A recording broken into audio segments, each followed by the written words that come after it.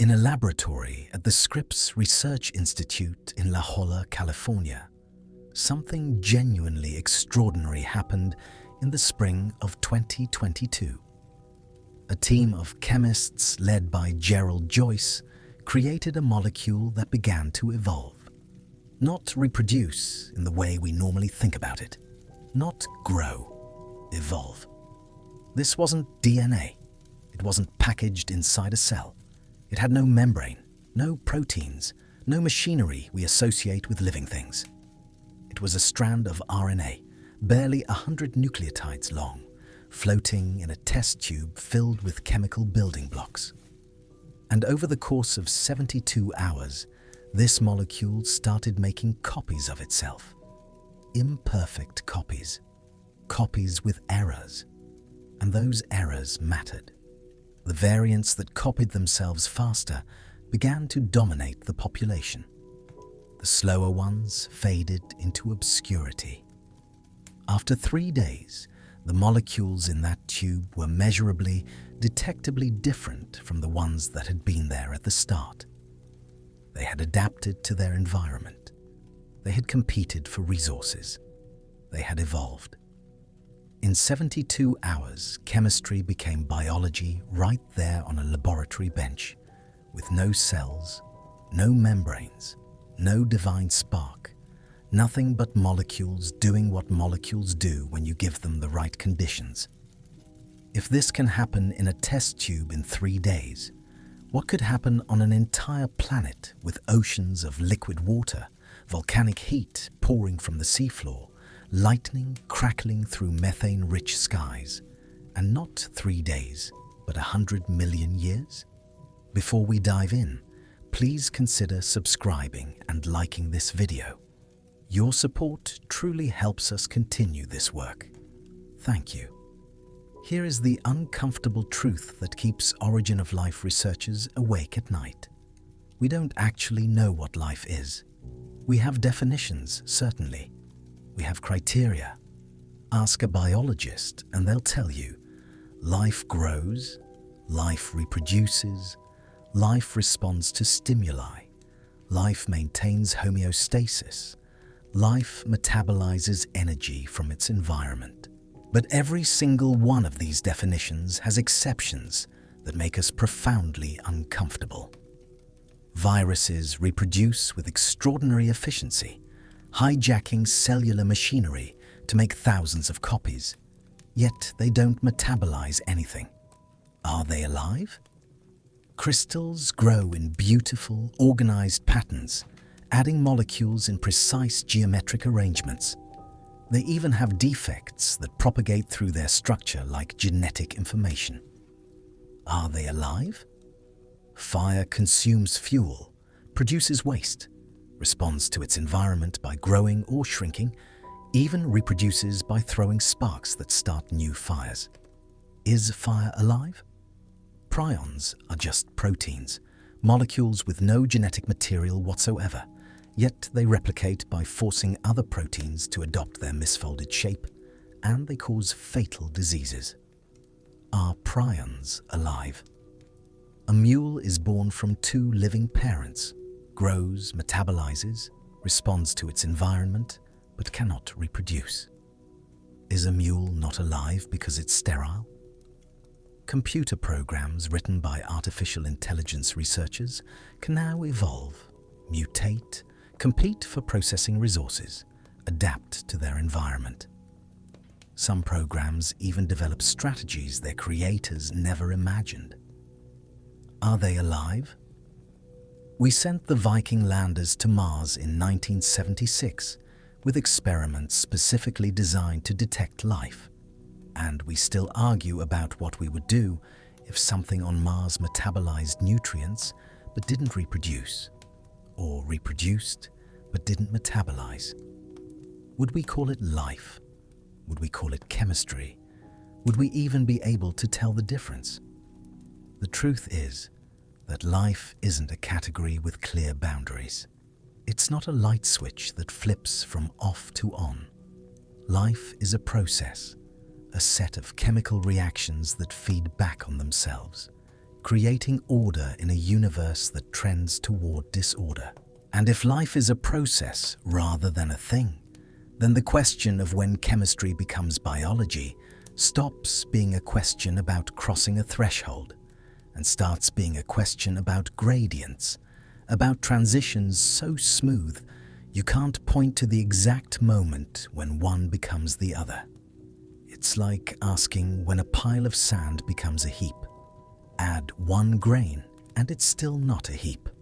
Add another and it's still not a heap. But somewhere in that process, without any single grain making the difference, you end up with something everyone agrees is a heap. Life might be the same way. This matters because if we can't define life precisely, how can we possibly identify its beginning? How can we study the origin of something we can't even define? But here's the fascinating part.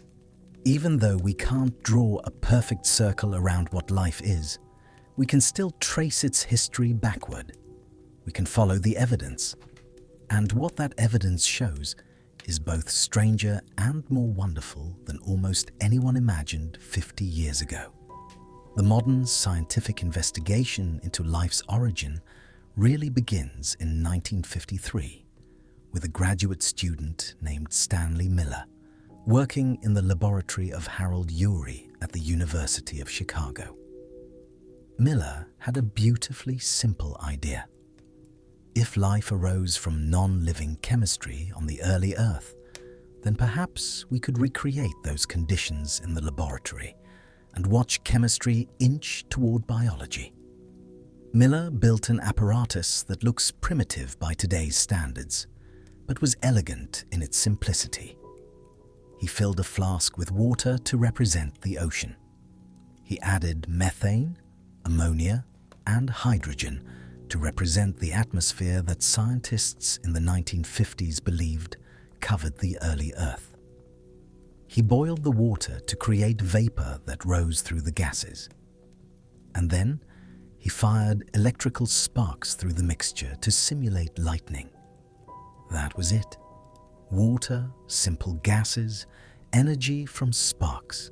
Miller let this apparatus run for a week, cycling water vapor through the gases, zapping it with electricity, letting it condense back into liquid.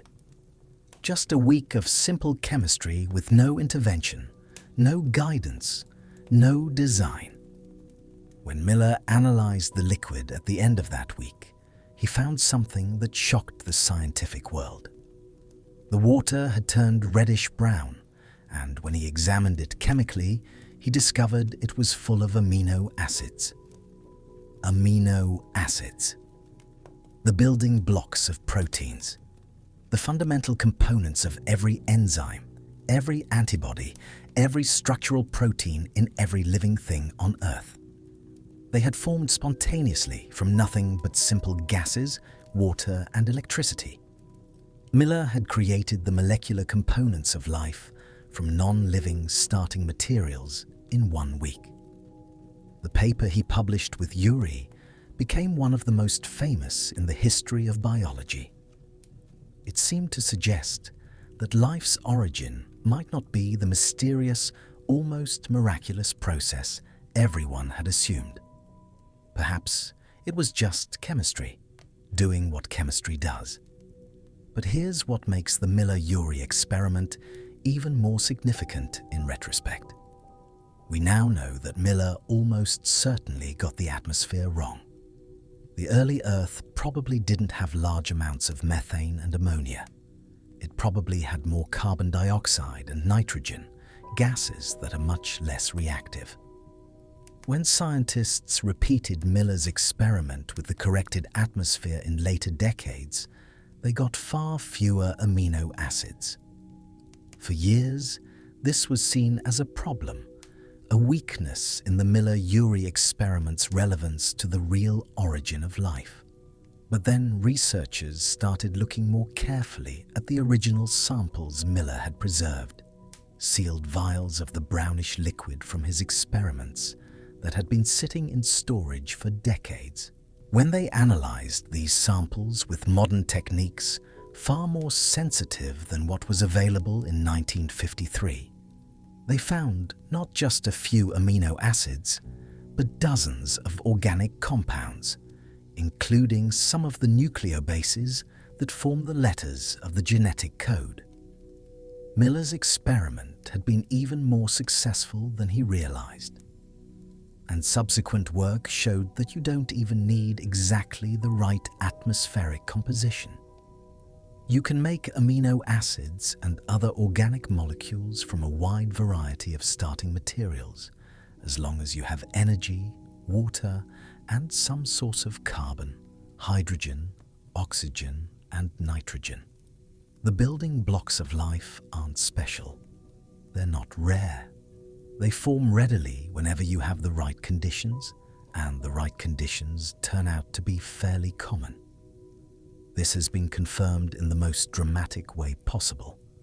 We've found amino acids in meteorites, not contamination from Earth. Actual amino acids that formed in space, in the cold vacuum between stars, and survived the journey to our planet. The Murchison meteorite, which fell in Australia in 1969, contains more than 90 different amino acids, only 19 of which are found in Earth life. The rest are amino acids that never became part of biology, but formed anyway through simple chemistry in the solar system's early history. We've detected amino acids in comets. We've found them in the dust clouds between stars.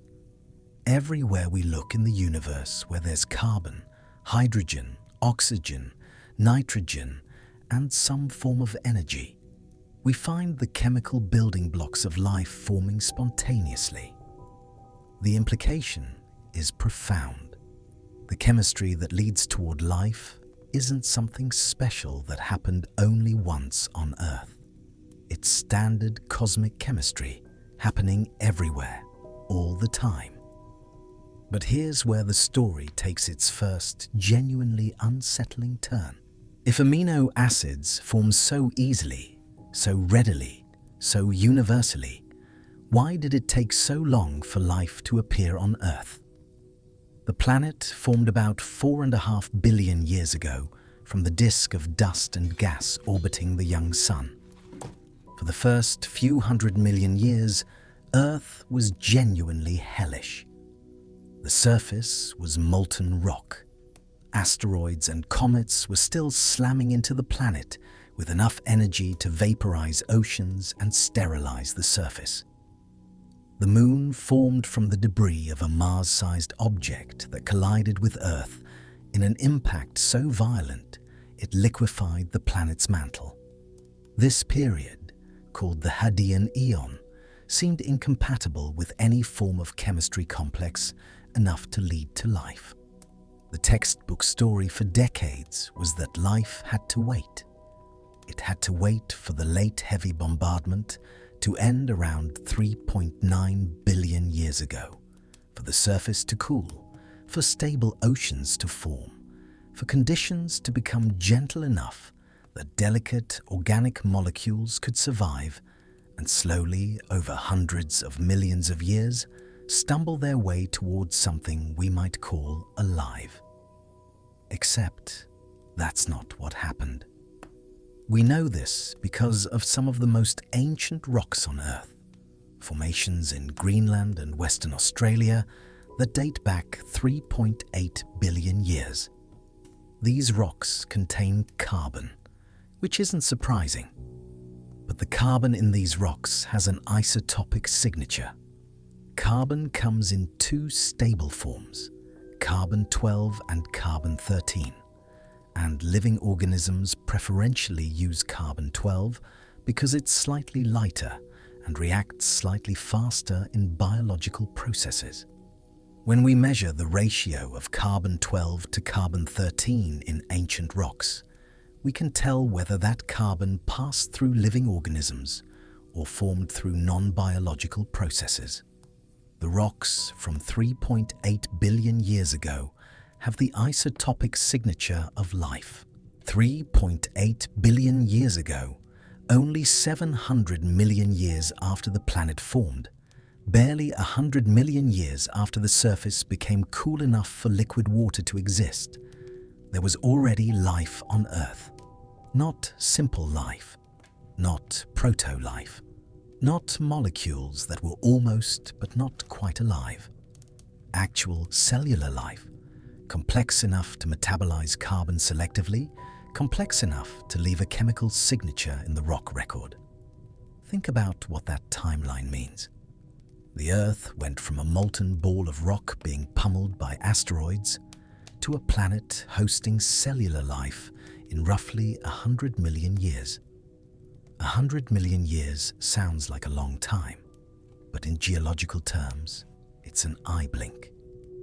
For comparison, complex animals with hard shells didn't appear until about 540 million years ago, during the Cambrian explosion. That's more than 3 billion years after life first appeared. Dinosaurs ruled the Earth for about 165 million years. Humans have existed as a species for perhaps 300,000 years. 100 million years from sterile rock to living cells is almost instantaneous. It suggests that once conditions became favorable, life didn't gradually, slowly, painstakingly emerge over vast stretches of time. It appeared quickly.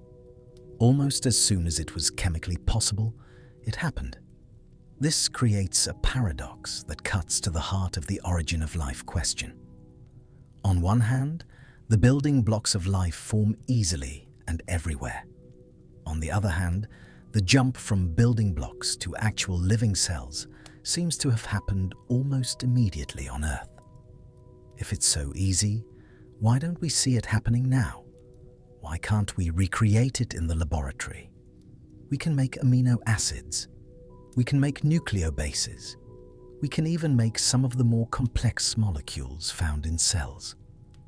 But nobody has ever taken non-living chemicals and turned them into something that genuinely qualifies as a living cell. Not even close. The gap between the simplest possible living cell and the most complex non-living chemistry we can create is still enormous. Yet on the early Earth, that gap was apparently crossed in geologically trivial time. This is where we need to understand what the early Earth was actually like, because it wasn't just a smaller, younger version of the planet we live on now. It was fundamentally different in ways that matter enormously for chemistry. 4 billion years ago, Earth had no oxygen in its atmosphere. None. Oxygen is highly reactive, and in today's world, it tears apart many of the organic molecules that might lead toward life before they can become complex. But the early Earth's atmosphere was reducing rather than oxidizing. It was rich in hydrogen, carbon dioxide, nitrogen, and probably some methane and ammonia. This is exactly the kind of atmosphere where organic chemistry flourishes. The oceans were different too. They were probably more acidic than today, rich in dissolved iron that would have reacted readily with organic molecules. The sea floor was dotted with volcanic vents, cracks in the crust where superheated mineral-rich water poured into the ocean. These hydrothermal vents still exist today, particularly along the mid-ocean ridges where tectonic plates pull apart. When scientists first explored these vents with submersibles in the late 1970s, they expected to find lifeless environments. The water coming out of these vents is hot enough to melt lead, saturated with minerals, laced with hydrogen sulfide that's toxic to most life. Instead, they found ecosystems more densely populated than tropical rainforests. Giant tube worms, clams, shrimp, fish, all thriving in total darkness, with no energy from the sun, living entirely off the chemical energy released by the mixing of hot vent fluid and cold ocean water. These ecosystems are powered by bacteria that perform chemosynthesis, using the chemical energy from hydrogen sulfide and other reduced compounds to build organic molecules. They don't need light. They don't need photosynthesis. They need only chemistry, the flow of electrons from reduced compounds in the hot water to oxidized compounds in the cold ocean. And these bacteria form the base of the food chain, supporting all the complex life around the vents. When scientists began studying these chemosynthetic bacteria, they realized something profound. These organisms use some of the most ancient metabolic pathways known to biology. Their biochemistry looks primitive, cobbled together from simple reactions that don't require complex enzymes or sophisticated cellular machinery. It looks like the kind of metabolism that might have existed very early in life's history, before photosynthesis evolved, before cells became complex. It looks, in other words, like a window into the deep past. This led to a hypothesis that has become increasingly compelling over the past few decades. Perhaps life didn't begin in Darwin's warm little pond on the surface, exposed to lightning and ultraviolet light. Perhaps it began at the bottom of the ocean, in the dark, at hydrothermal vents where chemistry was happening continuously, where energy was abundant, where the conditions were stable over millions of years. These vents act like natural chemical reactors.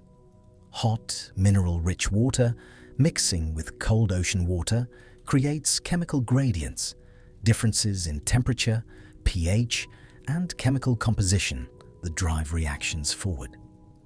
Modern cells use similar gradients across their membranes to generate energy. The proton gradient that powers ATP synthesis in mitochondria is fundamentally the same kind of electrochemical gradient that exists naturally at hydrothermal vents. What if early life didn't need to create these gradients? What if it simply exploited gradients that already existed in the environment? There's a particular type of hydrothermal vent that seems especially promising as a site for life's origin. These are called alkaline hydrothermal vents, and they're different from the black smokers that were first discovered in the 1970s. Black smokers spew water at temperatures above 300 degrees Celsius, far too hot for most organic molecules to survive. Alkaline vents are cooler, usually between 40 and 90 degrees Celsius, warm enough to speed up chemical reactions, but cool enough that complex molecules remain stable. The water from alkaline vents is also very different chemically. It's highly alkaline, with a pH around 11, and it's rich in hydrogen gas. When this alkaline hydrogen-rich water meets the slightly acidic ocean, it creates a pH gradient across the boundary. And the vents themselves have a porous structure, full of tiny compartments created by minerals precipitating from the water.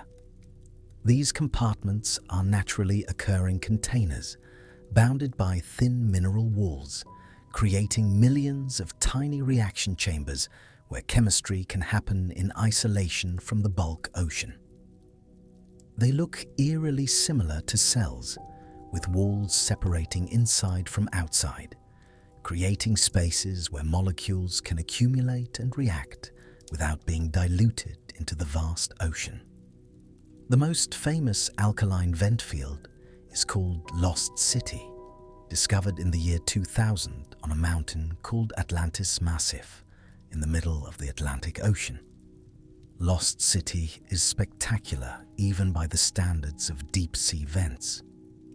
Instead of the short-lived black smokers that last for decades or maybe centuries, Lost City has been active for at least 30,000 years, and possibly much longer. The vent structures tower up to 60 meters high, massive white and grey carbonate spires that look like Gothic cathedrals on the seafloor. The water flowing from Lost City is warm, alkaline, and continuously generating hydrogen through reactions between seawater and the mantle rocks below. And Lost City is absolutely teeming with microbes, bacteria and archaea that live off the hydrogen and methane in the vent fluids. These organisms are some of the most primitive known, using metabolic pathways that appear to be evolutionarily ancient. When scientists analyzed the genetics and biochemistry of these organisms, they found something startling. Many of the Lost City microbes belong to groups that branching patterns in the tree of life suggest are among the most ancient lineages of life on Earth. They cluster near the base of the tree, near the hypothetical organism that represents the last universal common ancestor of all life. The implication is that Lost City and vents like it aren't just analogues for where life might have begun. They might be the actual descendants of the environment where life did begin. Ecosystems that have persisted in essentially the same form for billions of years, carrying on the chemistry that first sparked life when the Earth was young. But how do you get from chemistry at a vent to actual living cells? This is where the story becomes genuinely difficult, because the jump from non-living to living is conceptually enormous. A living cell, even the simplest bacterium, is fantastically complex. It has a membrane that separates inside from outside. It has metabolism, a network of chemical reactions that extract energy from the environment. It has information storage, either DNA or RNA, that encodes instructions for building cellular components. It has machinery for reading those instructions and building proteins. It has systems for regulating its internal chemistry, for responding to the environment, for growing and dividing. How do you build all of that from scratch using only the chemistry available on the early Earth? For decades, this seemed like an impossible chicken and egg problem. You need proteins to catalyze reactions and build cellular structures, but you need DNA to encode the instructions for building proteins. You need DNA to store information, but you need proteins to copy DNA. Which came first? How could either exist without the other? The answer began to emerge in the 1980s from a completely unexpected direction. Two scientists, Thomas Cheech and Sidney Altman, working independently on completely different problems, discovered that RNA can act as an enzyme. RNA was supposed to be just a messenger molecule, a temporary copy of genetic information used to build proteins. But Cheech found that certain RNA molecules in single-celled organisms could cut themselves out of longer RNA strands and splice themselves back together without any protein enzymes involved. Altman found that an RNA molecule in bacteria could cut other RNA molecules, performing a catalytic function that everyone assumed required protein. These catalytic RNAs, called ribozymes, were so unexpected that it took years for the scientific community to accept them. But once their existence was confirmed, the implications were staggering. If RNA can both store information like DNA and catalyze reactions like proteins, then RNA can do both jobs. You don't need DNA and proteins to exist simultaneously. You could have a world where RNA did everything, storing genetic information and catalyzing the reactions needed for life. This became known as the RNA world hypothesis, and it elegantly solved the chicken and egg problem that had plagued origin of life research for decades. In the RNA world scenario, the first life wasn't based on DNA at all. It was based entirely on RNA. RNA molecules that could copy themselves, even imperfectly. RNA molecules that could catalyze reactions, speeding up the chemistry needed to build more RNA. These RNA molecules would exist in some kind of compartment, maybe the porous mineral chambers at hydrothermal vents, or maybe simple lipid bubbles that formed spontaneously in water. They would compete for resources, for the nucleotides needed to build more RNA. The ones that copied themselves faster would become more numerous. The ones that catalyzed useful reactions would survive better. Over time, this population of competing, evolving RNA molecules would become more sophisticated. Eventually, RNA would discover that DNA is a more stable way to store information long-term, and it would begin using DNA as an archive while keeping RNA for temporary working copies. RNA would discover that proteins, with their 20 amino acids instead of RNA's 4 nucleotides, can make more versatile catalysts and structural components.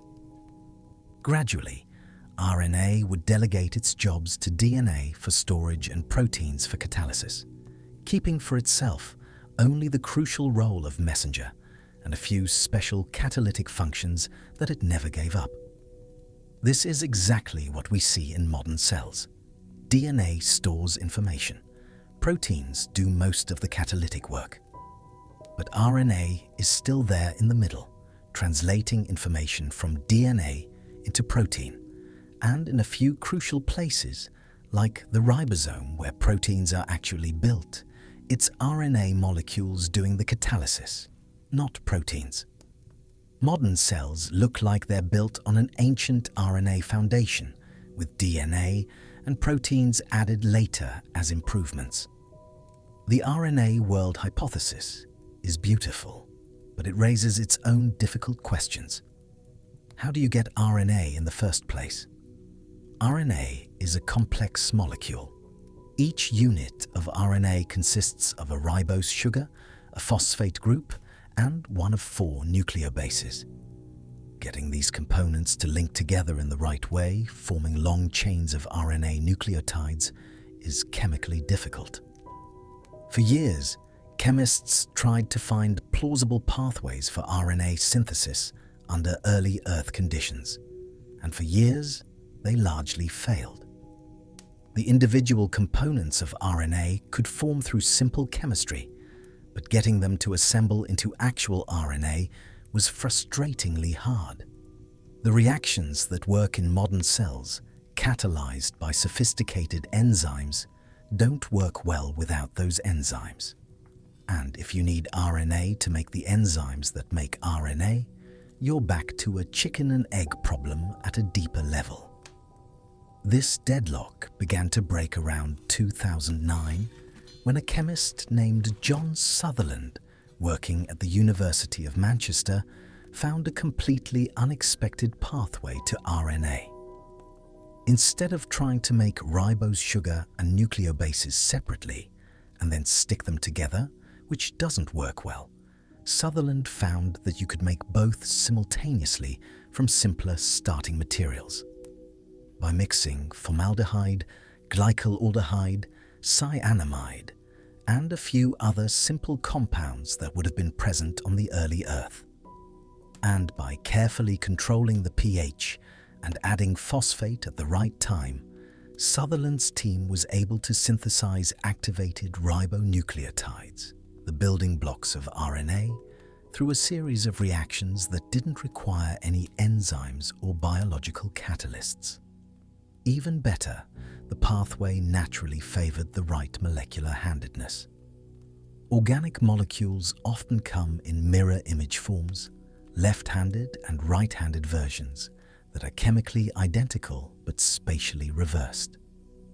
Life uses only right-handed sugars and left-handed amino acids, a uniformity that's essential for biological function but has always been hard to explain.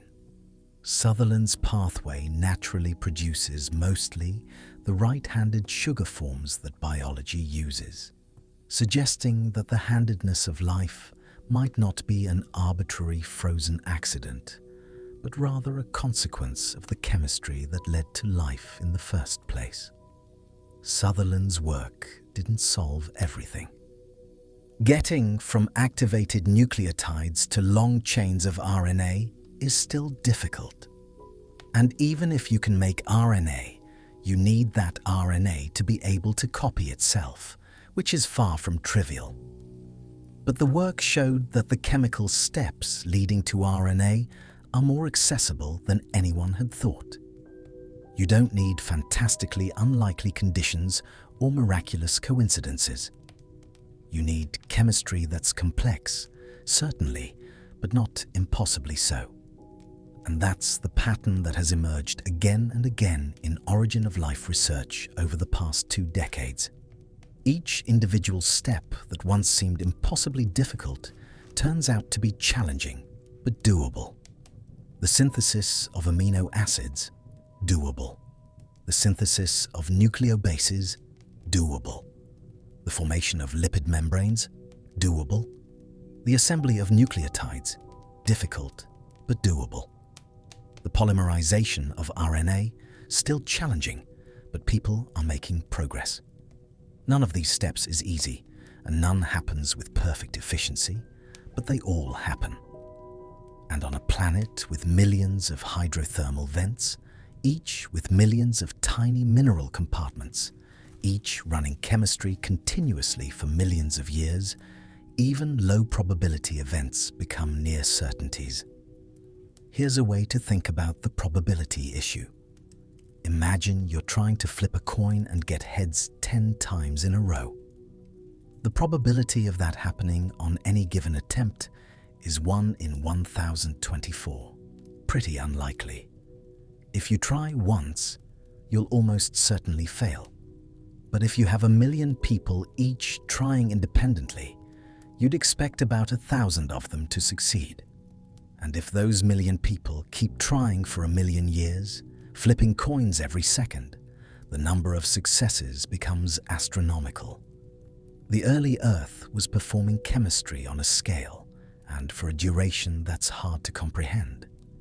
Every tide pool, every patch of wet clay, every bubble of mineral-rich water, at every hydrothermal vent was running chemical experiments.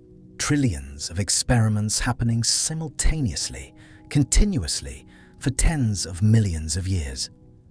In that context, even chemistry that requires a specific sequence of unlikely events becomes not just possible, but probable. The question isn't why life emerged on Earth. The question is whether there was any realistic scenario in which it wouldn't have emerged.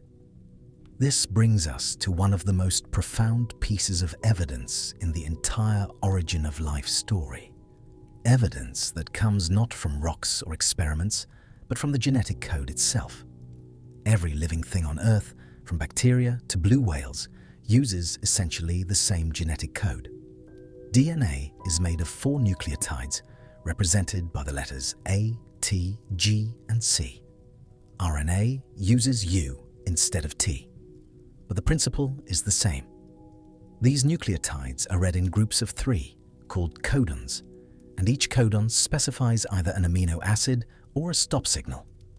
There are 64 possible codons and only 20 amino acids used by life, plus 3 stop signals, so the code is redundant. Multiple codons can specify the same amino acid, but the specific assignment of which codons specify which amino acids is essentially universal. With only a few minor variations in a handful of organisms, all life uses the same code. This universality is one of the most powerful pieces of evidence that all life on Earth shares a common ancestor. If life had originated multiple times independently, we'd expect different lineages to have evolved different genetic codes. The fact that we see only one code, shared across every domain of life, strongly suggests that all modern life descended from a single ancestral population of organisms that already had this code established. Scientists call this hypothetical ancestor LUCA, the last universal common ancestor. LUCA wasn't the first living thing. It was the last organism that was ancestral to everything alive today. There might have been other lineages of life that existed alongside LUCA or before it, but if so, they all went extinct, leaving no descendants.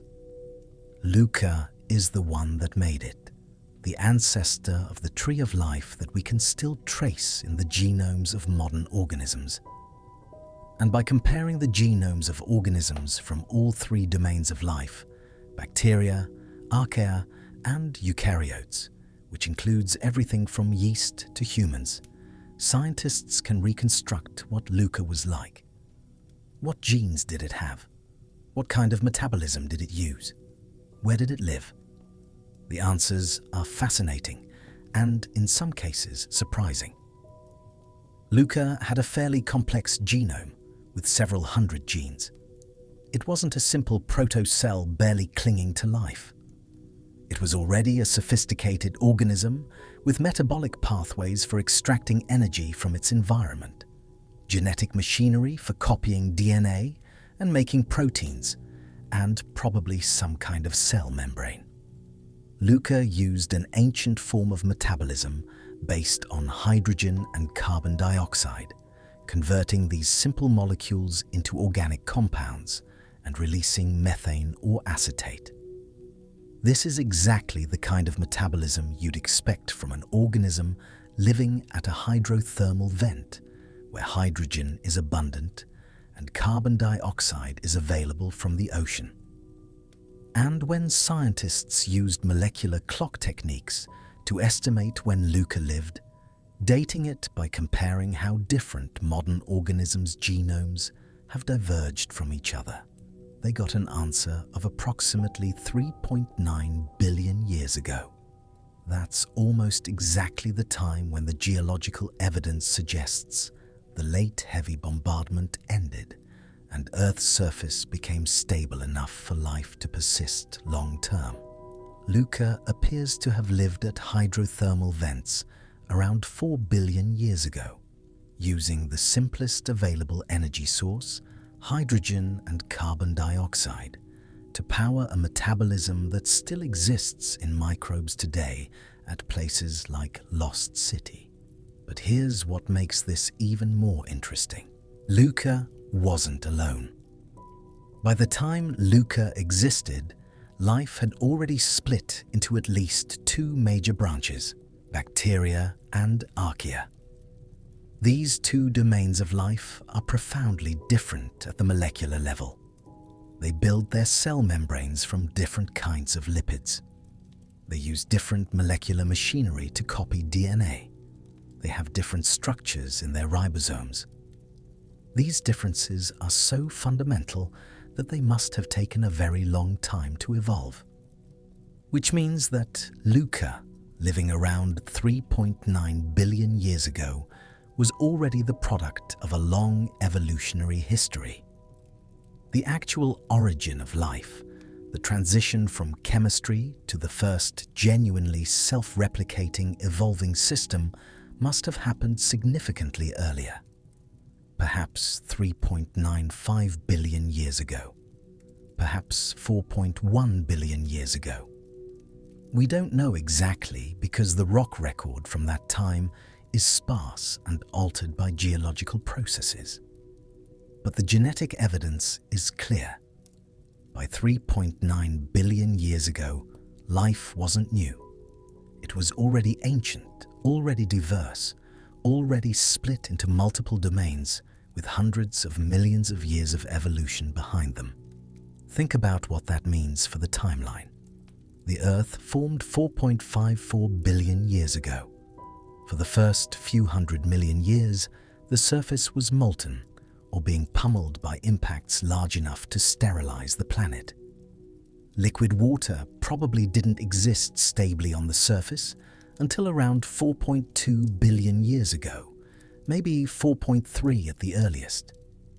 Life had to originate sometime between 4.3 billion years ago, when conditions first became potentially habitable, and 3.9 billion years ago, when LUCA was already a sophisticated organism with a long evolutionary history. That's a window of maybe 400 million years at most, and possibly much less. Life didn't take billions of years to emerge, slowly and incrementally building complexity through countless small steps. It appeared quickly, as soon as conditions allowed, and then spent the next 3 billion years diversifying and becoming more complex, but not fundamentally changing the basic biochemistry that was established in those first few 100 million years. This rapid origin has implications that extend far beyond Earth. If life emerges quickly whenever conditions are favorable, then life might not be rare in the universe. It might be common, perhaps even inevitable. Every planet with liquid water, an energy source, and the right chemistry might develop life, not as a miracle, but as a predictable consequence of chemistry and thermodynamics. This is speculation, obviously. We have a sample size of 1, and one data point doesn't make a trend. But the speed with which life appeared on Earth, combined with the ease with which the building blocks of life form in space and in laboratory experiments, suggests that the chemistry leading to life isn't strange or special. It's ordinary cosmic chemistry, happening wherever the conditions are right. We've been talking about hydrothermal vents and RNA and ancient rocks, but we haven't yet addressed what might be the most fundamental question of all. What exactly happened at that boundary between chemistry and biology? What was the actual sequence of events that took a collection of organic molecules and turned them into something that we would recognize as alive? This is where the story becomes genuinely speculative, because we're trying to reconstruct events that happened 4 billion years ago and left almost no direct trace. But over the past 20 years, scientists have assembled enough pieces of the puzzle that we can start to sketch out a plausible scenario, a pathway from simple chemistry to the first living cells. Let's start with the environment. We have good reason to think that life began at alkaline hydrothermal vents, places like Lost City, where warm, alkaline, hydrogen-rich water flows continuously from cracks in the seafloor. The key feature of these vents isn't the heat, though warmth helps speed up chemical reactions. The key is the natural compartmentalization. As the alkaline vent fluid meets the cooler, slightly acidic ocean water, minerals precipitate out, forming thin walls of iron sulfide and other compounds. These walls are porous, riddled with tiny interconnected chambers, each one maybe a few micrometers across. These chambers are naturally occurring reaction vessels, separated from the bulk ocean but connected to both the vent fluid and the surrounding seawater through microscopic pores in the mineral walls. Inside these chambers, chemistry can happen in semi-isolation. Molecules can accumulate to concentrations much higher than they could ever reach in the open ocean. Reactions can proceed without their products immediately diffusing away into infinite dilution. Even more important, these chambers sit at the boundary between two very different chemical environments. On one side, flowing through the pores from below, is alkaline fluid rich in hydrogen, with a pH around 10 or 11. On the other side, seeping in from the ocean, is slightly acidic water containing dissolved carbon dioxide, with a pH around 6 or 7.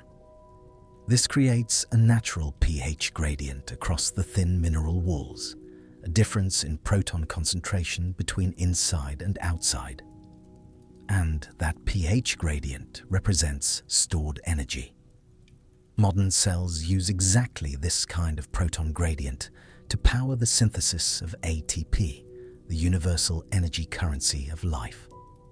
In mitochondria and chloroplasts, proteins pump protons across membranes to create a gradient, then harvest the energy as those protons flow back across through a molecular turbine called ATP synthase. The gradient at alkaline vents is the same kind of energy source, but it exists naturally without any biological machinery needed to create it. Early life didn't need to generate its own gradients. It could simply exploit the gradients that the geology provided for free. Now add organic molecules to this environment. We know from the Murchison meteorite and from experiments like Miller-Urey that amino acids, nucleobases, simple sugars, and other organic compounds form readily in space and on the early Earth. Comets and asteroids were delivering these compounds to Earth throughout the Hadean period. Atmospheric chemistry was producing them. Chemistry at the vents themselves was producing them. So the ocean around these vents would have been a dilute soup of organic molecules, nothing concentrated enough to be interesting on its own, but constantly flowing into the vent chambers where they could accumulate. Some of these molecules would stick to the mineral surfaces. Iron sulfide and other minerals can catalyze organic reactions, acting as primitive catalysts. Other molecules would spontaneously form larger structures. Lipids, simple fatty molecules with one water-loving end and one water-repelling end, naturally form bubbles and sheets in water. Given enough concentration, they form vesicles, hollow spheres with a lipid membrane separating inside from outside. These vesicles aren't alive, but they're remarkably cell-like. They can grow by absorbing more lipids. They can divide when they get large enough, pinching in the middle and splitting into two smaller vesicles. They can encapsulate whatever molecules happen to be nearby when they form, creating a chemical environment inside that's different from the environment outside. Now we have compartments within compartments. Mineral chambers at the vent, each containing hundreds or thousands of lipid vesicles, each vesicle containing a random assortment of organic molecules. Most of these vesicles contain nothing interesting, but occasionally, by pure chance, a vesicle might contain a set of molecules that can do something useful. Maybe a short chain of amino acids that happens to catalyze the formation of more amino acids from simpler precursors. Maybe a strand of RNA that can help other RNA strands form. These vesicles would have an advantage. They would accumulate more organic material. They would grow faster. When they divide, both daughter vesicles might inherit some of the useful molecules, spreading the capability. This isn't yet life. There's no heredity in the genetic sense, no clear distinction between information and machinery. But it's the beginning of chemical evolution, populations of vesicles competing for resources, with some doing better than others based on their molecular contents. The crucial step is getting from this chemical competition to actual genetic replication. And this is where RNA becomes central to the story. Among all the organic molecules that might accumulate in vent chambers and vesicles, RNA has special properties. It can fold into complex three-dimensional shapes that bring different parts of the molecule close together in space. Some of these shapes have catalytic activity. They can speed up chemical reactions, including reactions that build more RNA. This was proven definitively in 2021 by a team led by Gerald Joyce, the same researcher whose work we discussed at the beginning. Joyce's team created an RNA molecule called a ribozyme that could catalyze the assembly of new RNA strands from individual nucleotides. This ribozyme wasn't just making random RNA. It could make copies of itself. It could take a template strand of RNA and build a complementary strand by selecting the right nucleotides and linking them together in the correct order. And crucially, this process wasn't perfect. The ribozyme made mistakes, copying errors that created variant RNA molecules. Some of those variants were better at copying themselves than the original. They worked faster or more accurately, or could function in a wider range of chemical conditions.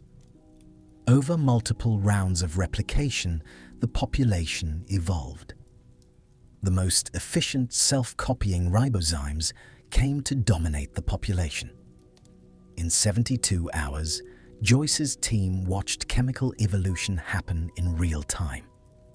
This is monumental because it demonstrates that you don't need DNA, you don't need proteins, you don't even need cells to have evolution. All you need is a molecule that can copy itself imperfectly. Once you have that, you have heredity, variation, and selection, the three ingredients for Darwinian evolution. RNA can be that molecule. An RNA ribozyme that can copy other RNA molecules, including copies of itself, is sufficient to start evolution. And once evolution starts, it's relentless. Any improvement in copying speed or accuracy or stability will be selected for. The ribozymes will become better at what they do. They'll become more complex, developing new capabilities through the accumulation of beneficial mutations. Over time, a population of simple self-copying RNA molecules would evolve into an ecosystem of RNA molecules with different specialized functions. Some would be good at copying. Others would catalyze the synthesis of nucleotides from simpler molecules, ensuring a steady supply of raw materials. Others might catalyze the formation of amino acids or lipids, molecules that help stabilize the RNA or create better compartments. Eventually, some RNA molecules would discover that certain short chains of amino acids are even better catalysts than RNA for specific reactions. These protoproteins would be encoded by RNA, synthesized by RNA, but they would take over some of the catalytic work. This is the origin of the genetic code, the mapping between RNA sequences and amino acid sequences. It didn't spring into existence fully formed. It evolved gradually as RNA molecules that could recruit amino acids to help with their chemistry outcompeted RNA molecules working alone. The genetic code we see in all life today is almost certainly not the first code. It's the survivor, the one that worked well enough to be retained as life became more complex. Early on, there might have been many different codes, different mappings between RNA sequences and amino acids, tried out by different populations of protocells. Most went extinct. A few survived. Eventually, one particular code became so deeply embedded in the machinery of translation, the process of turning RNA into protein, that changing it became impossible. Any mutation that altered the code would cause every protein in the cell to be mistranslated, almost certainly fatal. So the code froze, locked in place by its own success. This is why all life uses the same code today. Not because it's the optimal code. There are theoretical codes that would be more efficient or more error-resistant, but because it's the code that was already established in LUCA, and changing it after billions of years of evolution built on top of it would break everything. But we're getting ahead of ourselves. Before we had LUCA, before we had the genetic code, before we even had proteins, we had the RNA world, a period in life's history when RNA did everything. RNA stored information. RNA catalyzed reactions. RNA might even have formed the first membranes, with modified RNA molecules acting like primitive lipids. The RNA world is hypothetical. We have no direct evidence that it existed, but it's the most elegant solution to the chicken and egg problem of life's origin. And we can see traces of it in modern biology. The ribosome, the molecular machine that builds proteins in every cell, is fundamentally an RNA machine. It's made partly of protein, but the actual catalytic work, the formation of the chemical bonds that link amino acids together into proteins, is done by RNA. The ribosome is a ribozyme, a relic from the RNA world, still performing its ancient function billions of years after proteins took over most other catalytic roles. Transfer RNAs, the molecules that carry amino acids to the ribosome, are RNA. Messenger RNA, which carries genetic information from DNA to the ribosome, is RNA. Even some of the cofactors that modern enzymes use to catalyze reactions, molecules like NAD and coenzyme A, have RNA-like structures, as if they were once freestanding RNA molecules that got incorporated into protein enzymes when proteins started taking over from RNA. Modern cells look like they're built on an ancient RNA scaffold, with DNA and proteins added later as improvements, but never fully replacing the RNA that was there first. The transition from the RNA world to the modern DNA-protein world happened gradually. DNA is chemically very similar to RNA, differing only in the removal of one oxygen atom from the sugar and the replacement of the base uracil with thymine. These small changes make DNA much more stable than RNA, less prone to breaking down or being damaged by chemical reactions. For long-term information storage, DNA is superior, but DNA can't catalyze reactions the way RNA can. So cells evolved a division of labor. DNA became the archive, the stable long-term storage of genetic information. RNA became the working copy, temporary transcripts of genetic information used to build proteins. And proteins, with their 20 different amino acids, instead of RNA's 4 nucleobases, became the workhorses, the catalysts and structural components that do most of the actual chemical work in cells. This 3-part system, DNA for storage, RNA for transfer, proteins for action, is universal in modern life. It's more complex than a pure RNA system, requiring more specialized machinery, but it's also more efficient and more robust. Once cells evolved this system, they outcompeted everything still using pure RNA, and the RNA world ended, surviving only in traces like the ribosome and in the biochemistry textbooks. But here's a question that should trouble us. If the RNA world existed, why don't we see it now? Why aren't there still organisms or proto-organisms somewhere on Earth using RNA-only biochemistry, living in some extreme environment where they're protected from competition with modern cells? We see bacteria living in boiling acid, in salt deposits, in rocks miles underground, in Antarctic ice. We see archaea living in superheated water at deep-sea vents, in toxic waste, in the guts of cows. We see microbial life in virtually every environment on Earth, no matter how extreme. But we don't see anything using RNA-only metabolism. We don't see anything that looks like a survivor from the RNA world. Why not? The most likely answer is that modern cells are simply too good. A modern bacterium is the product of 4 billion years of evolution. Its metabolism is finely tuned. Its genetic machinery is sophisticated and efficient. Its membrane is studded with specialized proteins that regulate what comes in and what goes out. Any primitive RNA-based organism trying to compete with modern bacteria would be like a horse-drawn cart trying to compete with a Formula One race car. It wouldn't just lose, it would be invisible, outpaced so thoroughly that it might as well not exist. Modern cells would eat all the nutrients, occupy all the niches, and leave nothing for primitive life to survive on. This is one of the great frustrations of origin of life research. We can't observe the process happening naturally on Earth today because Earth is already full of life, and that life is so successful that it prevents the kind of chemistry that led to its own origin.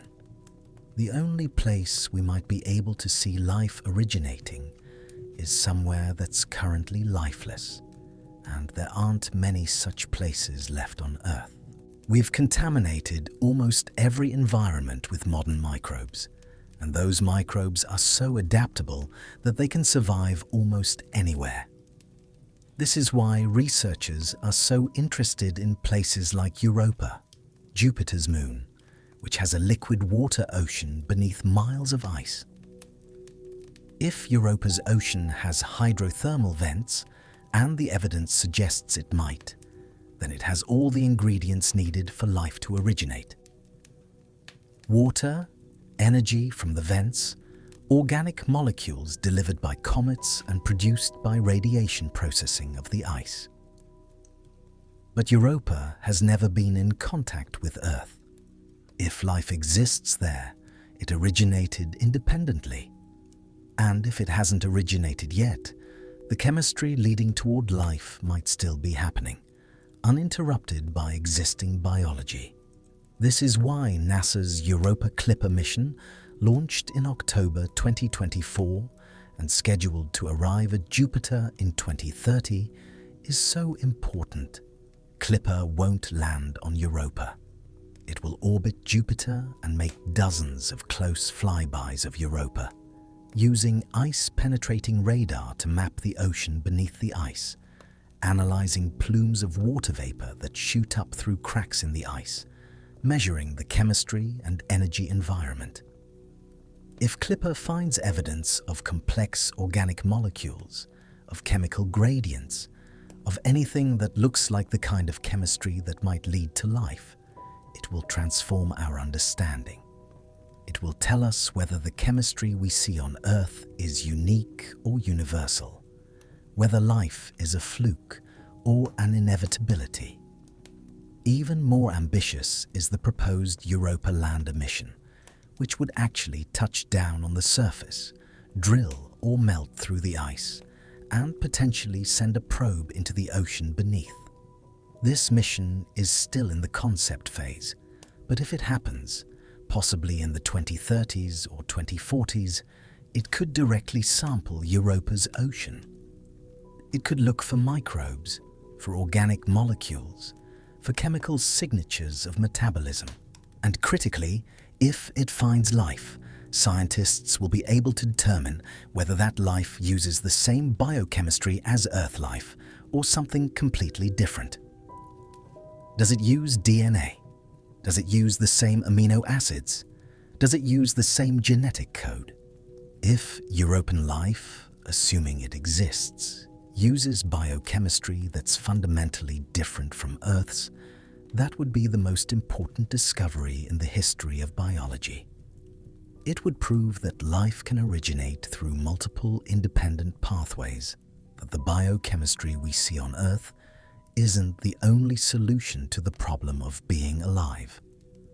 It would mean that life is not just possible, but diverse, that the universe might contain forms of biology we haven't even imagined. On the other hand, if European life uses biochemistry similar to Earth's, that raises a different profound question. Did life originate twice independently and converge on the same solution because that solution is optimal? Or did life originate once, on either Earth or Europa, and then transfer to the other world via meteorites? This process, called panspermia, is not science fiction.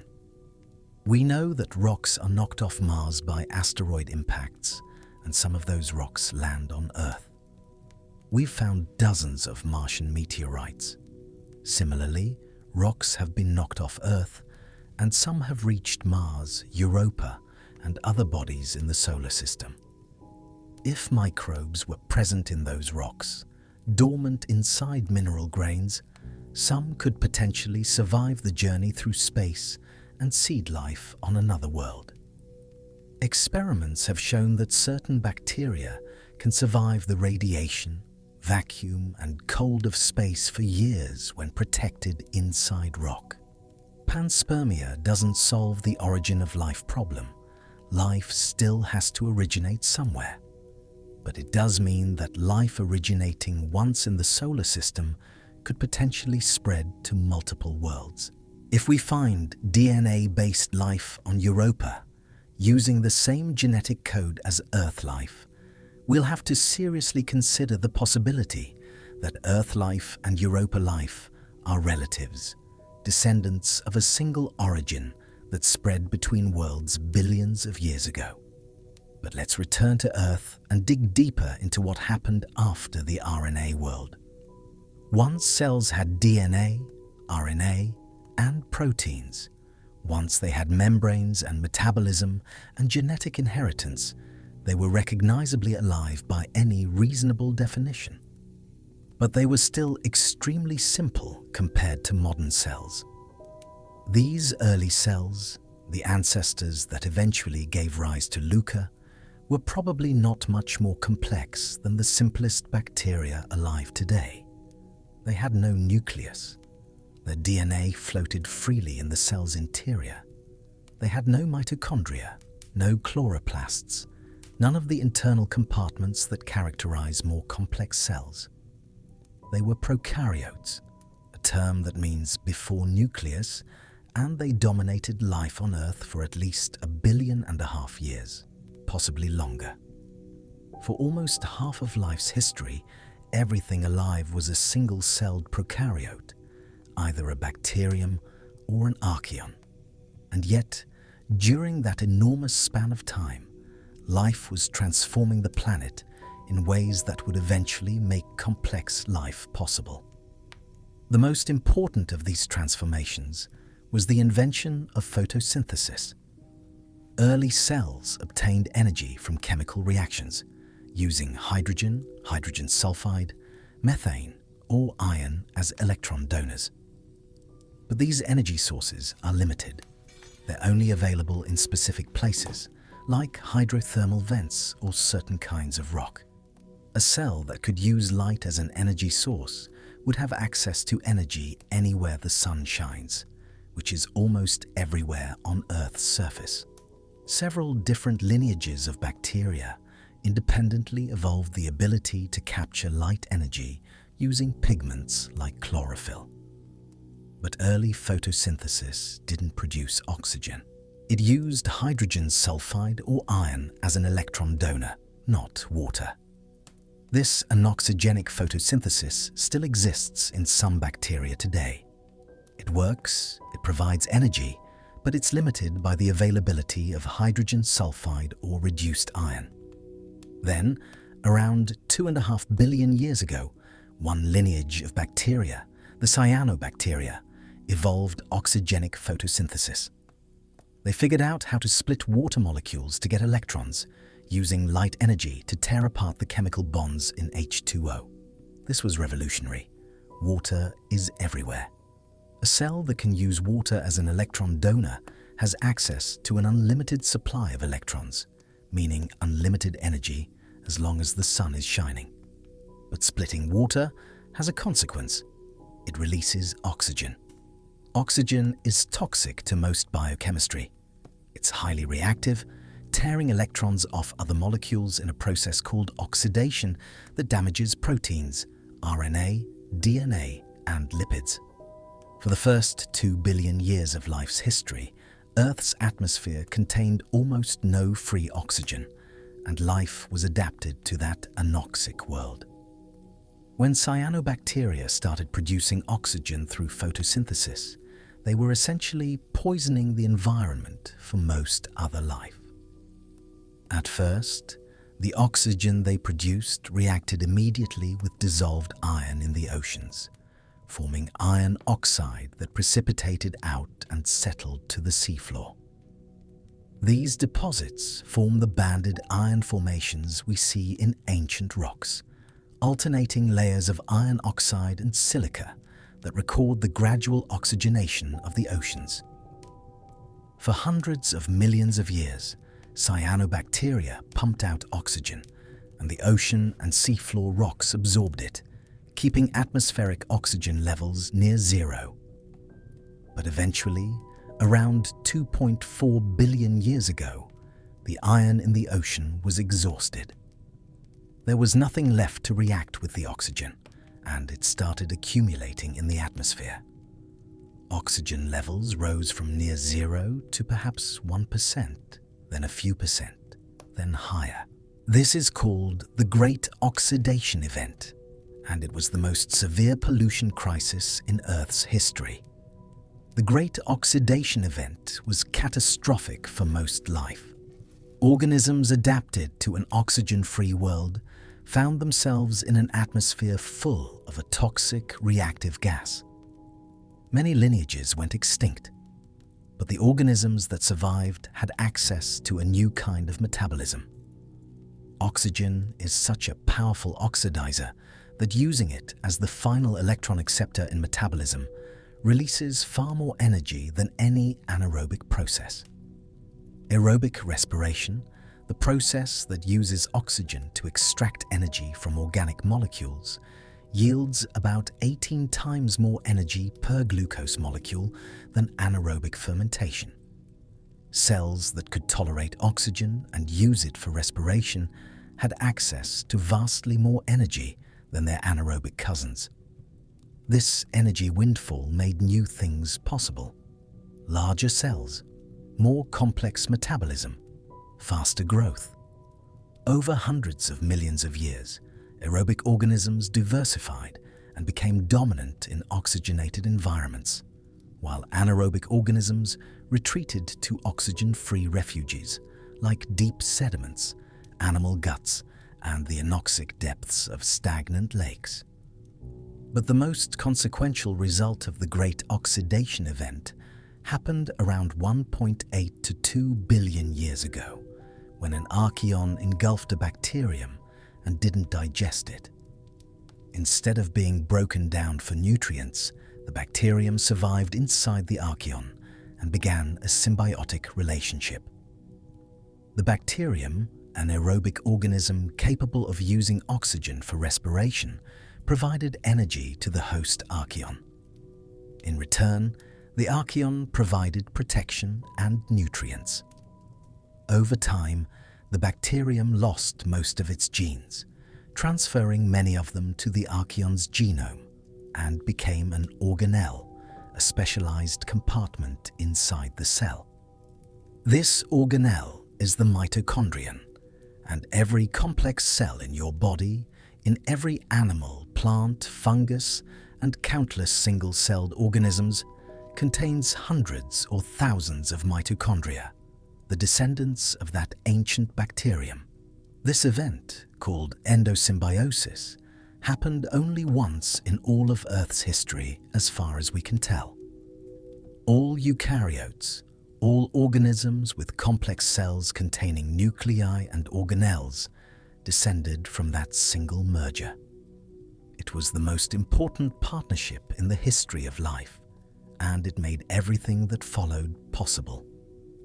Without mitochondria providing abundant energy, cells couldn't have become large and complex. Without large complex cells, there could be no multicellular organisms. Without multicellular organisms, no plants, no animals, no fungi, no you. Think about what this means for the origin of complexity. Simple cells, prokaryotes like bacteria and archaea, evolved within a few 100 million years of Earth becoming habitable. But complex cells, eukaryotes with nuclei and mitochondria, took about 2 billion years to evolve and apparently required a fantastically improbable event, one specific archaeon engulfing one specific bacterium in just the right way that symbiosis rather than digestion resulted. This suggests that while simple life might be common in the universe, complex life might be rare, not because the chemistry is difficult, but because it requires unlikely evolutionary events that might not happen on every inhabited planet. We have a sample size of 1, so this is pure speculation, but it's worth considering. If we find microbial life on Mars or Europa or Enceladus, and if that life is simple, single-celled, without anything like eukaryotic complexity, that would be data supporting the hypothesis that simple life is easy, but complex life is hard. The universe might be full of planets with microbes, but very few with anything more complex. Alternatively, eukaryotic complexity might have taken 2 billion years on Earth, not because it's fundamentally improbable, but because it required oxygen, and oxygen required oxygenic photosynthesis, and oxygenic photosynthesis took a long time to evolve, and then a long time to oxygenate the planet. On a different planet with a different history, complexity might arise faster or slower. We simply don't know. This is why finding even one example of life beyond Earth would be so valuable. It would give us a second data point, and 2 points let you start to draw a line. Does life beyond Earth remain simple, or does it become complex? Does it use DNA and proteins, or something else? Does it evolve intelligence, or does it remain microbial for billions of years? Every question we answer about life elsewhere tells us something about the nature of life itself, about whether the path Earth life took was inevitable or contingent, predictable or accidental. Let's talk about what happened in the 2 billion years between LUCA and the rise of complex cells, because this period is often glossed over, but it's when some of the most important innovations in the history of life were invented. This is when metabolism became sophisticated, when cells learned to harvest energy from dozens of different chemical sources, when the genetic code was refined, when the machinery for copying DNA and building proteins reached the extraordinary precision we see today. Modern cells can copy DNA with an error rate of about 1 mistake per billion nucleotides. That's like transcribing the entire text of 1,000 novels and making only a single typo. This accuracy didn't exist in early life. Early cells made far more copying errors, which meant faster evolution, but also more lethal mutations. Over time, cells evolved error correction systems, molecular proofreaders that check each newly added nucleotide and fix mistakes before they become permanent. These systems are built from dozens of proteins working together in coordinated molecular machines, and they represent millions of years of evolution refining the process of heredity. During this period, cells also invented nitrogen fixation, the ability to convert atmospheric nitrogen gas into ammonia that can be used to build amino acids and nucleotides. Nitrogen is essential for life. It's in every protein and every nucleic acid. But nitrogen gas is extremely stable and unreactive. Breaking the triple bond between the 2 nitrogen atoms requires enormous energy. Industrial nitrogen fixation, the Haber-Bosch process that makes fertilizer for modern agriculture, requires temperatures of 500 degrees Celsius and pressures of 200 atmospheres. Yet, certain bacteria can fix nitrogen at room temperature and normal pressure using an enzyme called nitrogenase. This enzyme is a masterpiece of biochemical engineering. Using iron, molybdenum, and a precisely orchestrated series of electron transfers to crack open nitrogen molecules. It's also extremely sensitive to oxygen, which destroys the enzyme's metal clusters. Nitrogen-fixing bacteria have evolved elaborate mechanisms to protect nitrogenase from oxygen, either by only fixing nitrogen at night when they're not photosynthesizing, or by differentiating specialized cells with thick walls that keep oxygen out, or by living in oxygen-free environments. The evolution of nitrogen fixation freed life from dependence on the limited supply of fixed nitrogen available from lightning strikes and geological processes.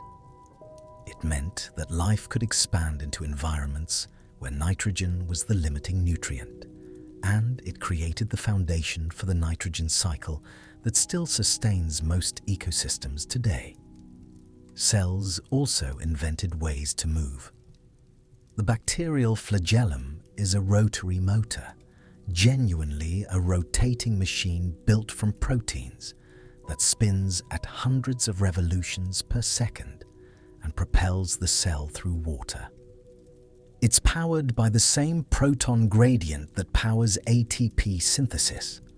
But instead of making ATP, the energy is used to rotate a protein shaft that extends outside the cell with a long whip-like filament attached.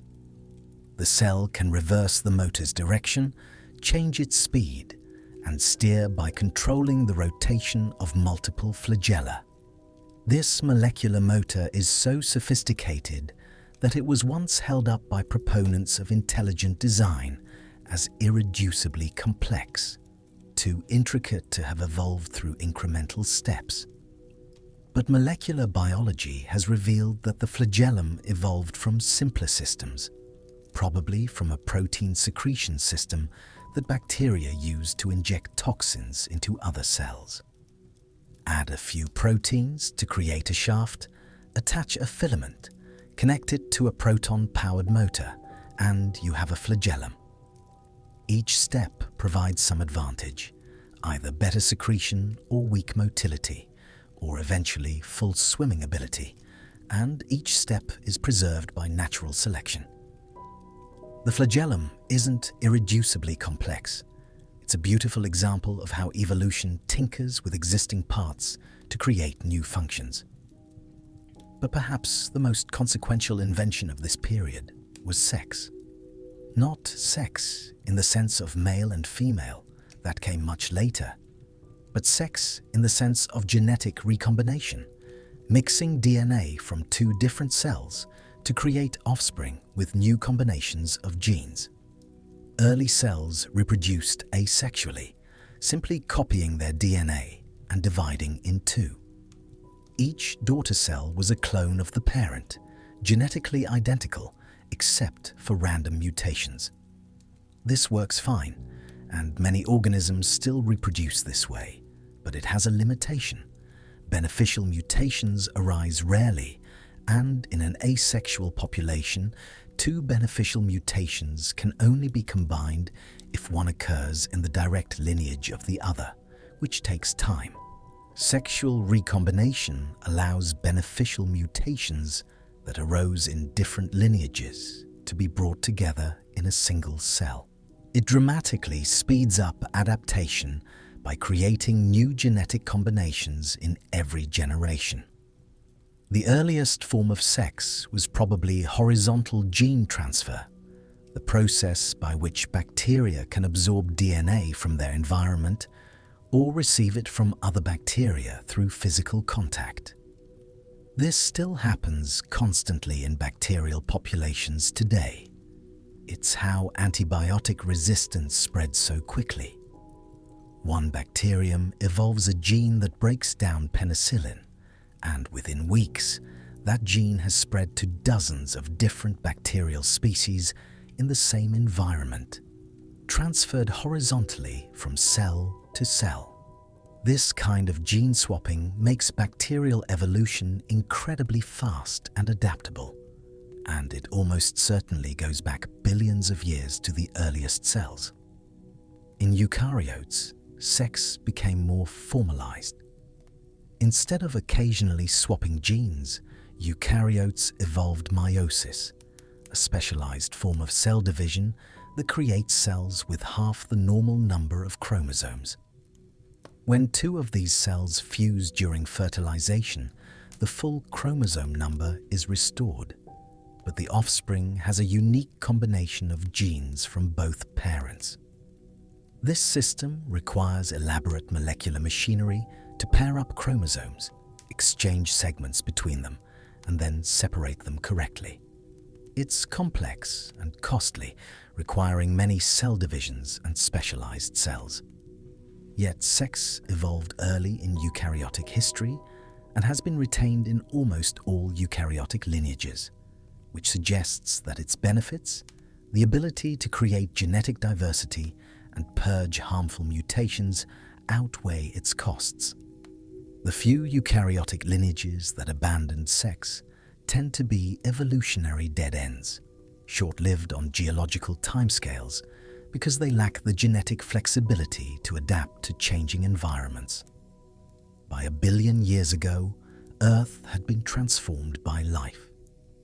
The atmosphere contained oxygen.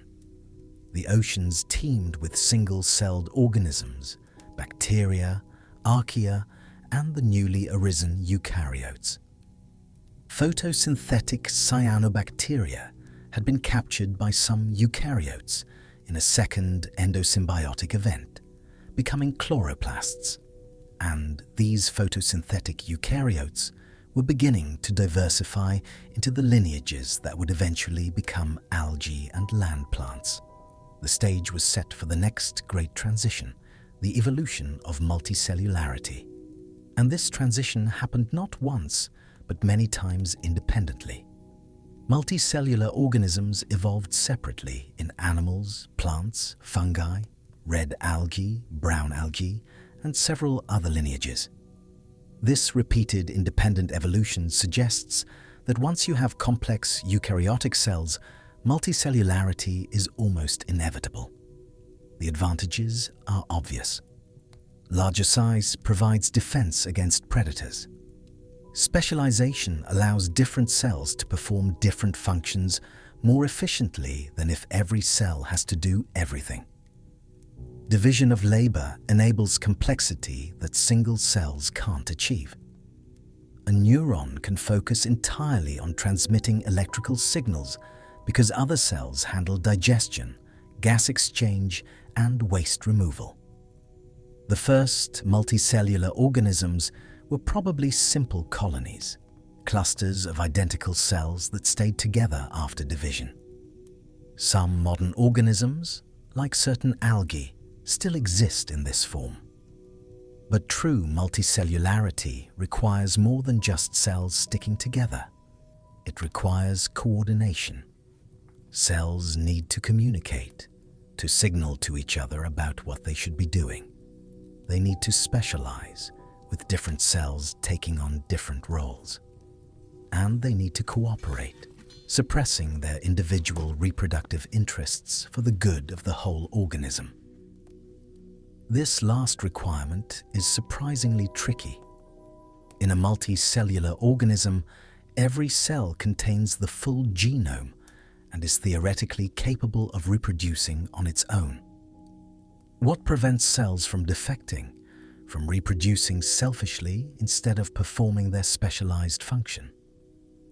The answer is policing mechanisms. Multicellular organisms have evolved systems to detect and destroy cells that start dividing when they shouldn't. When these systems fail, we call it cancer, uncontrolled cell division that harms the organism.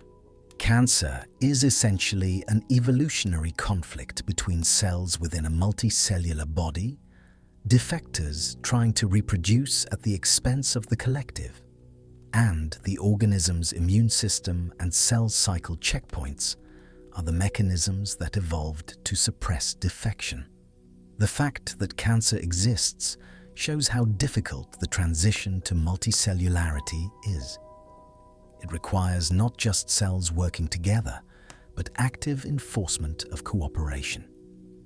The oldest fossils that are unambiguously multicellular come from rocks about 800 million years old. These organisms were probably simple algae, or perhaps early sponges. But for the next 250 million years, multicellular life remained simple and small. Then, around 540 million years ago, something extraordinary happened. In a geological eye blink, perhaps 10 or 20 million years, almost every major group of animals appeared in the fossil record. Arthropods with jointed legs and compound eyes, mollusks with shells, echinoderms with five-fold symmetry, chordates with nerve cords that would eventually give rise to fish and everything that came after. This explosion of diversity is called the Cambrian explosion, and it represents the most rapid diversification of complex life in Earth's history. Before the Cambrian, there were simple, soft-bodied organisms that left few fossils. After the Cambrian, there were animals with hard parts, skeletons and shells that fossilize easily, and body plans that are recognizably related to modern animals. Trilobites from the Cambrian look alien, but they're clearly arthropods, relatives of insects and crustaceans. Anomalocaris, a Cambrian predator with grasping appendages and a circular mouth full of plates, looks like nothing alive today, but it's probably related to arthropods, or possibly to an extinct lineage that left no descendants. What triggered the Cambrian explosion? This is one of the great questions in evolutionary biology, and there's probably no single answer. Oxygen levels in the atmosphere had been rising slowly for hundreds of millions of years, and may have crossed a threshold that allowed larger, more active animals with higher metabolic demands. The evolution of predation created an arms race, with predators evolving better ways to catch prey, and prey evolving better ways to avoid being caught, driving rapid innovation in body form and behavior. The evolution of eyes gave animals new ways to interact with their environment, making predation more efficient and escape more urgent. Eyes evolved independently at least 40 times in different animal lineages, which shows how powerful the selection pressure for vision must have been. Once one lineage had eyes, every other lineage was under pressure to evolve eyes or go extinct. Genetic innovations, particularly the evolution of Hox genes that control body patterning, gave animals new ways to modify their body plans, creating appendages, segments, and specialized structures. And ecological feedbacks created positive loops, where each new innovation opened up new niches that could be filled by further innovations. The Cambrian explosion wasn't a sudden, punctuated event, but rather the visible outcome of several million years of rapid evolution driven by multiple interacting factors. But here's what's important for our story about the origin of life. The Cambrian explosion happened 3 billion years after life originated. 3 billion years. For most of life's history, everything was single-celled and microscopic. Complex multicellular organisms are a recent innovation, appearing only in the last 15% of life's timeline. And intelligent technological life, meaning us, appeared in just the last 1/100th. If you compressed Earth's history into a single 24-hour day, with the planet forming at midnight, life would appear around 4 in the morning. Oxygen would start accumulating around noon. Complex cells wouldn't arise until 6 in the evening. Animals would appear at 9 in the evening, and humans would show up in the last second before midnight. We are an extraordinarily recent development, and there's no guarantee that evolution on another planet would follow the same path. Intelligence is useful, obviously, but it's not inevitable.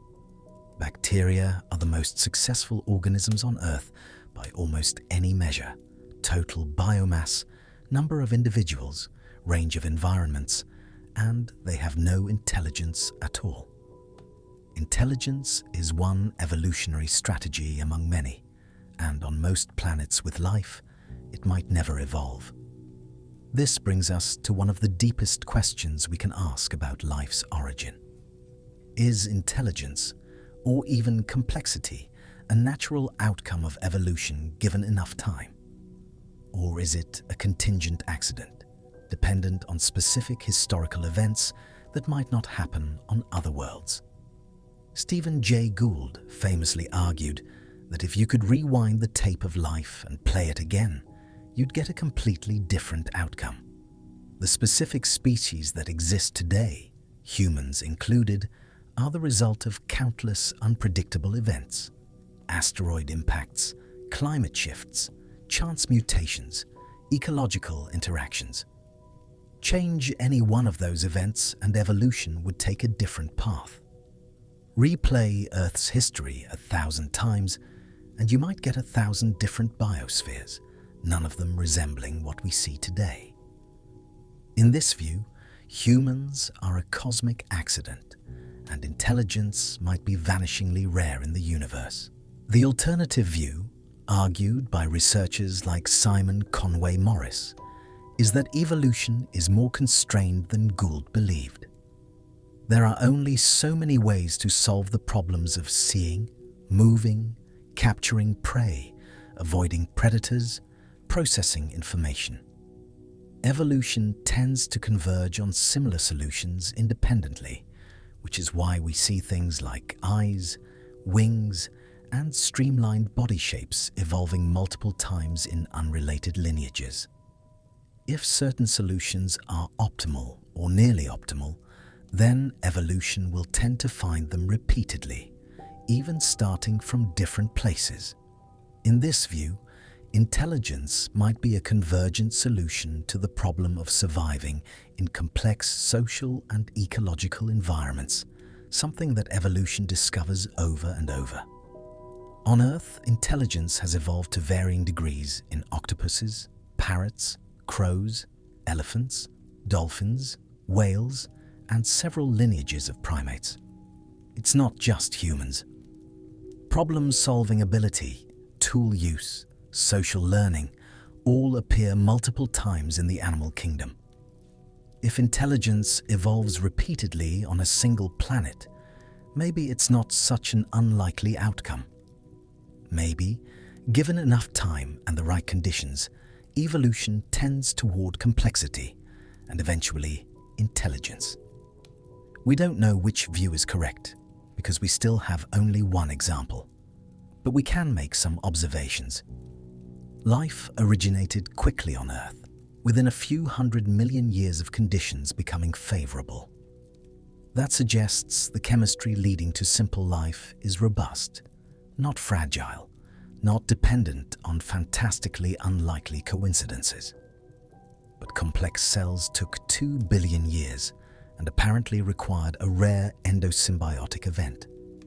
Multicellularity arose quickly once complex cells existed, but intelligence took another billion years and might depend on specific environmental conditions like high oxygen levels and ecological interactions that drive brain evolution. Each transition to greater complexity seems to have different dynamics, different probabilities, different timescales. The origin of life looks almost inevitable. The origin of intelligence looks much more contingent. And this leads to what might be the most unsettling possibility of all. What if life originated on Earth more than once? Not just in different locations, but in fundamentally different ways, creating multiple independent lineages of life with different biochemistries. This might sound far-fetched, but consider the timeline. The earliest evidence for life is 3.8 billion years old.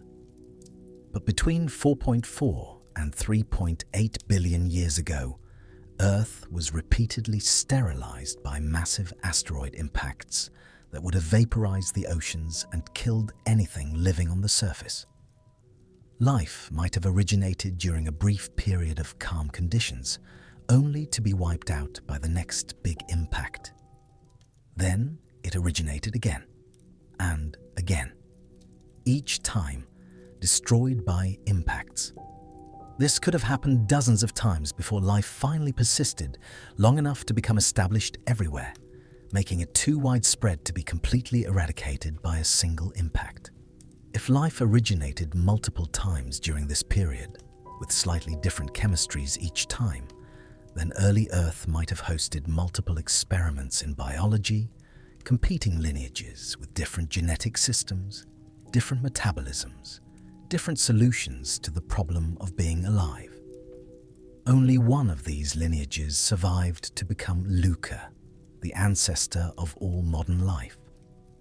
The others went extinct, either wiped out by impacts or outcompeted by the lineage that happened to hit on a superior set of biochemical solutions.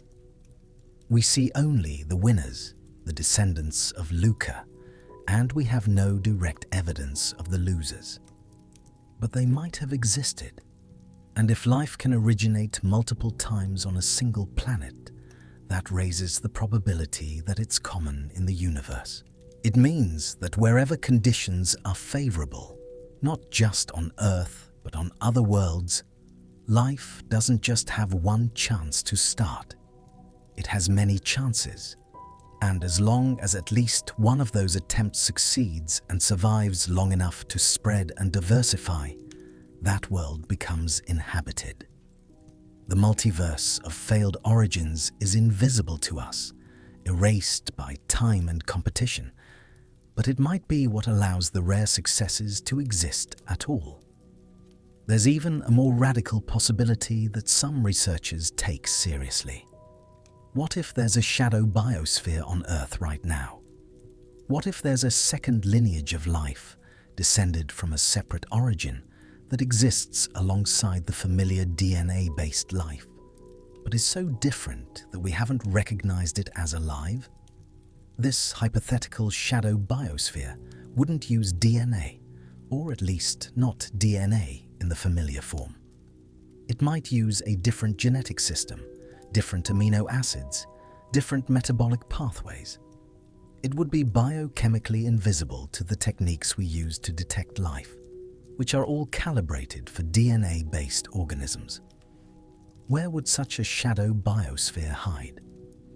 Possibly in extreme environments where conventional life is sparse, places like deep subsurface rocks, hypersaline lakes, or highly acidic hot springs. When scientists sample these environments and try to culture the organisms they find, they can typically grow only a tiny fraction of what's there. The vast majority of cells they observe under the microscope refuse to grow in any culture medium they've tried. The assumption is that these unculturable organisms are DNA-based bacteria, or archaea, with unusual nutritional requirements. But what if some of them are something else entirely? Life with such different biochemistry that our culture media, designed for conventional life, can't support them. This is speculative, and most biologists are skeptical that a shadow biosphere exists. The evidence is circumstantial at best. Odd patterns in isotopic ratios, unculturable organisms with unusual properties, chemical anomalies in certain environments. But the point is that we don't know. We've been looking for life beyond Earth for decades, but we might not know how to recognize truly alien life if we found it.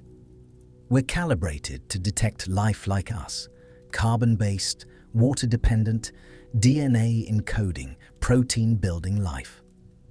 If life can be based on different chemistry, we might be blind to it.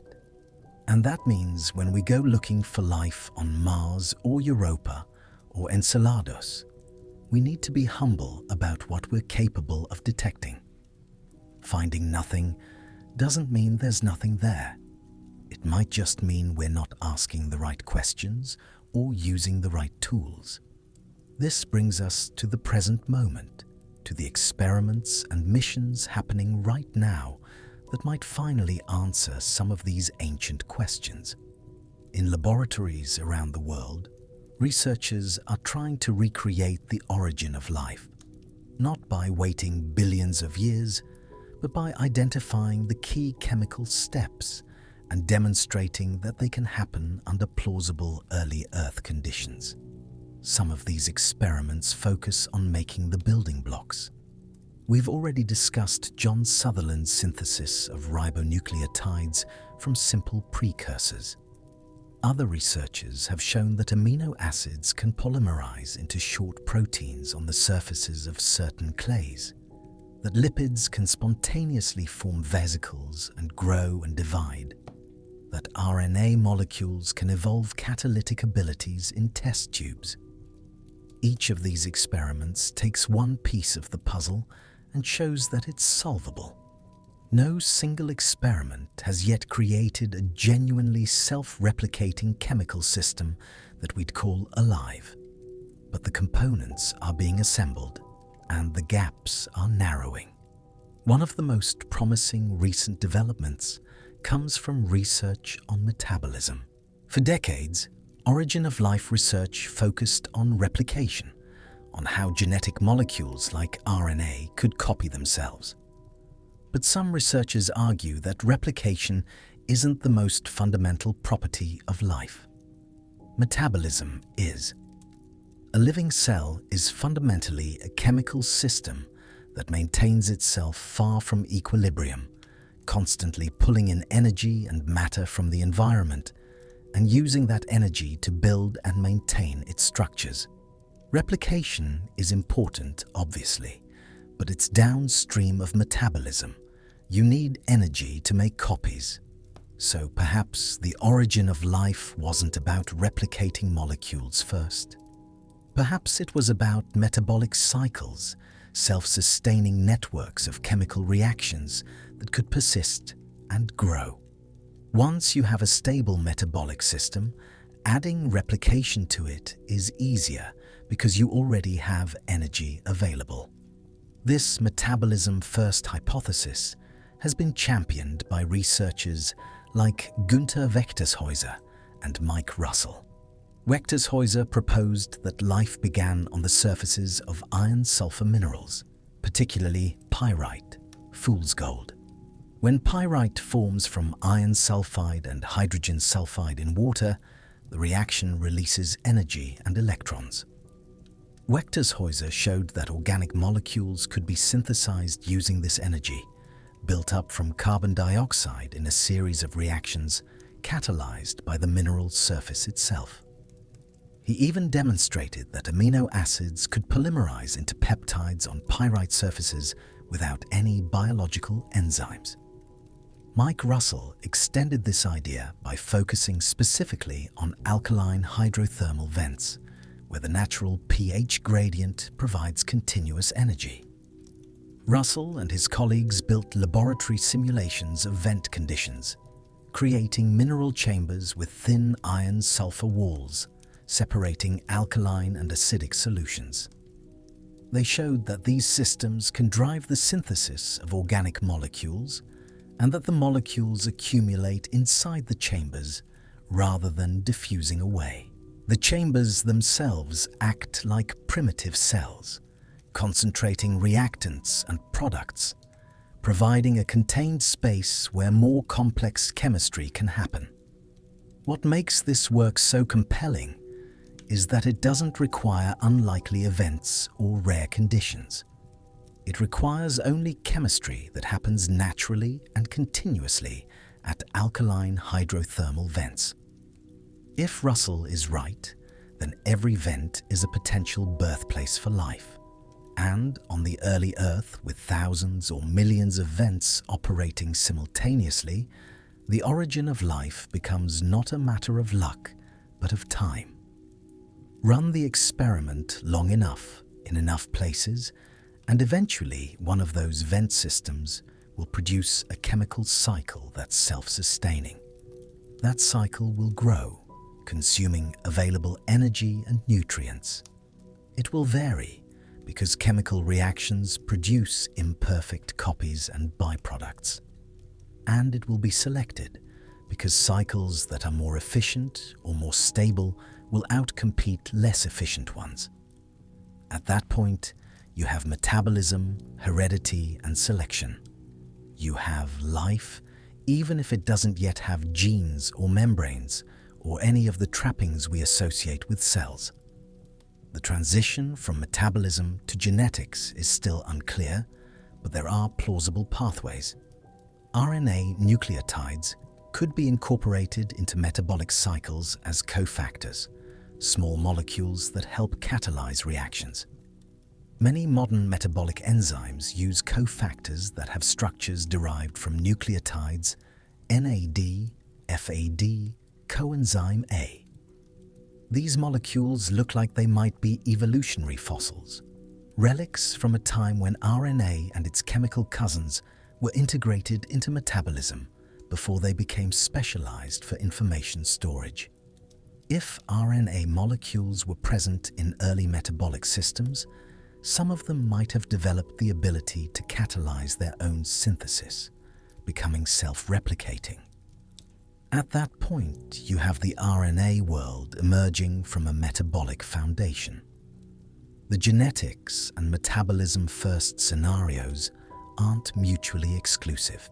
They're different chapters of the same story, with metabolism providing the energy and chemical context for RNA to emerge, and RNA later taking over the role of storing and transmitting information. Another exciting development involves creating artificial cells in the laboratory. Jack Szostak at Harvard has been working for decades on building protocells, simple vesicles with membranes, and some kind of internal chemistry that could grow and divide. Szostak's protocells are made from simple fatty acid membranes, more primitive than the phospholipid membranes of modern cells. Fatty acid vesicles are leaky, which sounds like a problem, but it's actually an advantage for a protocell. The leakiness allows small molecules like nucleotides to pass through the membrane into the vesicle, providing raw materials for internal chemistry. Modern cells need sophisticated protein pumps to transport molecules across their membranes, but a protocell with a leaky fatty acid membrane gets this for free. Szostak has shown that these vesicles can encapsulate RNA, that the RNA inside can be replicated if you provide the right enzymes, and that the vesicles can grow by incorporating more fatty acids and divide when they reach a certain size. The division isn't perfect or controlled, but it happens.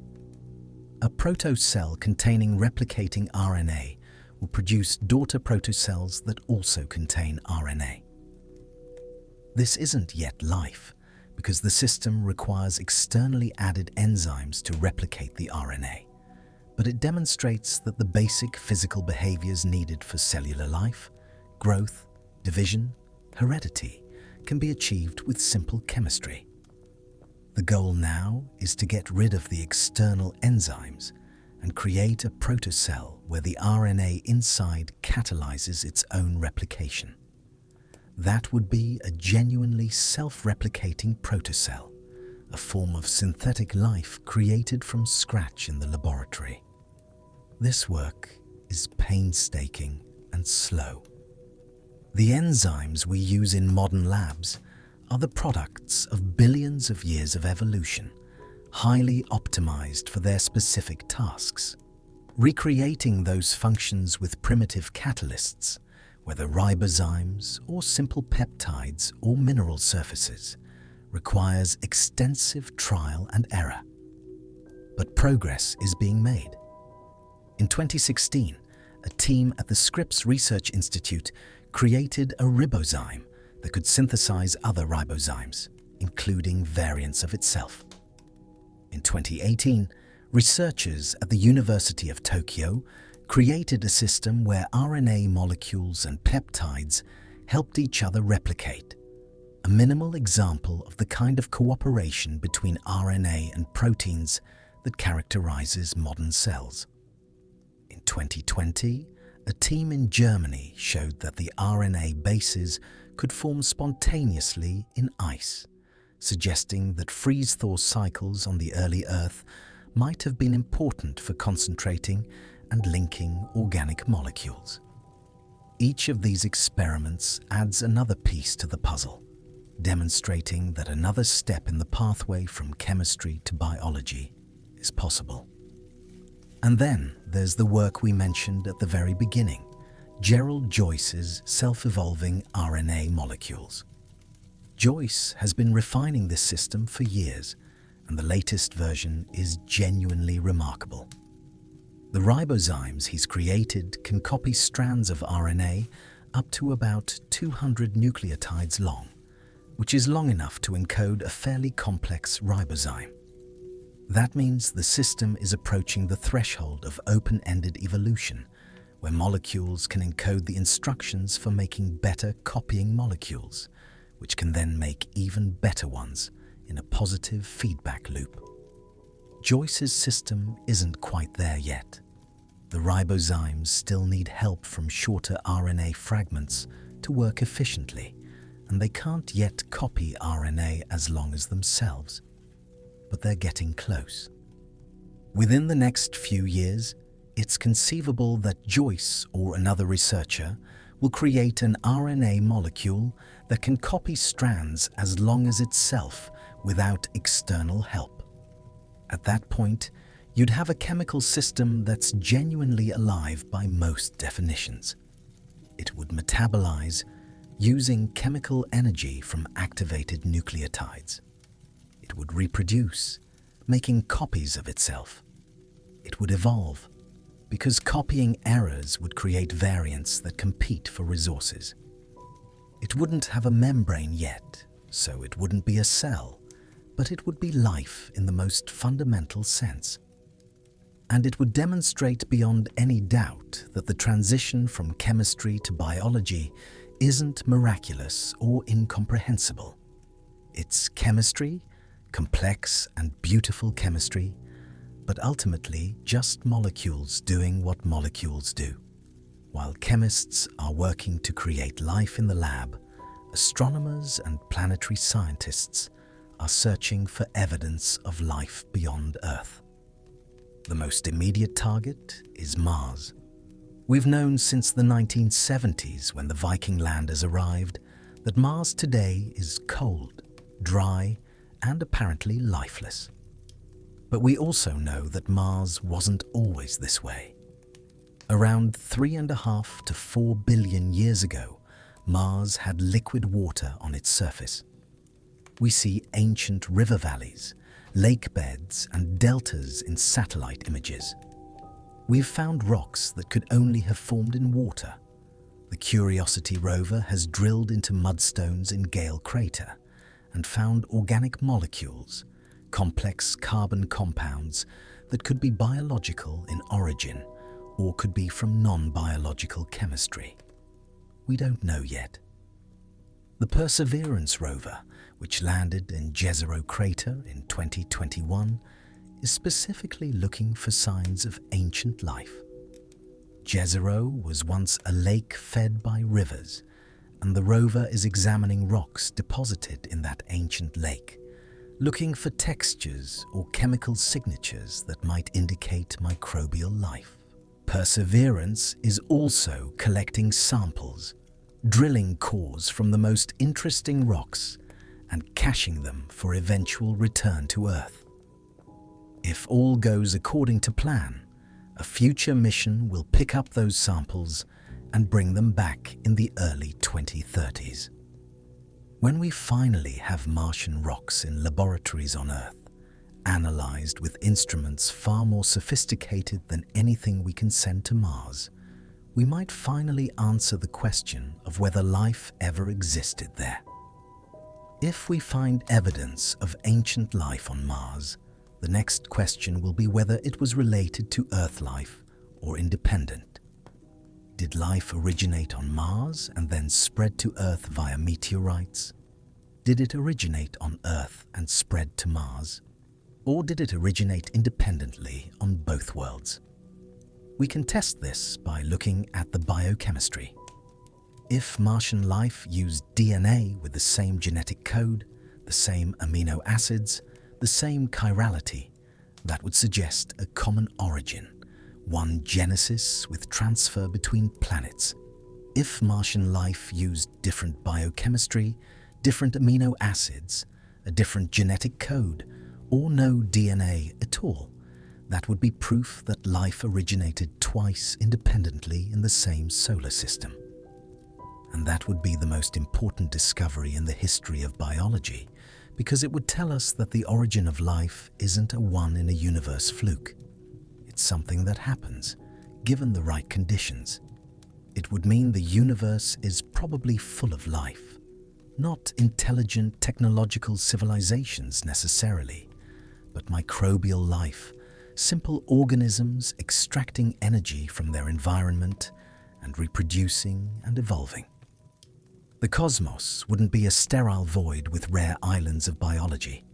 It would be teeming, everywhere, with life as common as stars. Even more intriguing are the ocean worlds of the outer solar system. Europa, Jupiter's fourth largest moon, has a surface of water ice covering an ocean that might be 60 miles deep, more than twice the volume of all of Earth's oceans. We know the ocean exists because of how Europa's magnetic field behaves as Jupiter's field passes through it. A salty conducting fluid beneath the ice would create exactly the magnetic signature we observe. We also see evidence on the surface, cracks and ridges where the ice has flexed and fractured, probably due to tidal heating from Jupiter's gravity. And we've detected plumes, geysers of water vapor shooting up through cracks in the ice, ejecting material from the ocean into space, where spacecraft can sample it without even landing. The Europa Clipper mission, now on its way to Jupiter, will fly through these plumes dozens of times, analyzing their composition with mass spectrometers. It will look for organic molecules, for salts that would indicate hydrothermal activity on the ocean floor, for anything that might tell us whether Europa's ocean is habitable and possibly inhabited. Europa isn't the only ocean world. Enceladus, a small moon of Saturn, also has an internal ocean and active plumes. The Cassini spacecraft flew through Enceladus's plumes multiple times and detected water vapor, salt, silica grains that could only come from hot water interacting with rock, and complex organic molecules, including some that have nitrogen and oxygen in them. Everything we've found suggests that Enceladus has hydrothermal vents on its ocean floor, exactly the kind of environment where life might originate. Enceladus is smaller and more accessible than Europa. Its plumes are taller and more active, and a mission dedicated to sampling them could definitively determine whether the moon harbors life. NASA is currently studying a proposal for an Enceladus orbiter that would fly through the plumes dozens of times, collecting and analyzing samples with instruments specifically designed to detect biosignatures, patterns of molecules or isotopes that indicate biological activity. If this mission launches in the late 2020s, it could reach Saturn by the mid-2030s and give us an answer within our lifetimes. There's even Titan, Saturn's largest moon, which has lakes and seas on its surface. Not water, the surface is far too cold for liquid water, but liquid methane and ethane. Titan's atmosphere is thick and rich in organic compounds, creating a constant rain of complex molecules onto the surface. Some researchers think Titan might host a completely different kind of life. Organisms that use liquid methane instead of water as a solvent, with biochemistry based on silicon or other elements instead of carbon. This is deeply speculative, but Titan is so strange and so rich in organic chemistry that it's worth investigating. The Dragonfly mission, a nuclear-powered drone that will fly around Titan's surface, is scheduled to launch in 2027 and arrive in 2034. It will sample the organic chemistry at multiple locations, looking for patterns that might indicate biological activity. If we find life on Titan, it will almost certainly be unrelated to Earth life, a truly alien biology that evolved in a radically different environment. And that would tell us that life isn't constrained to Earth-like conditions.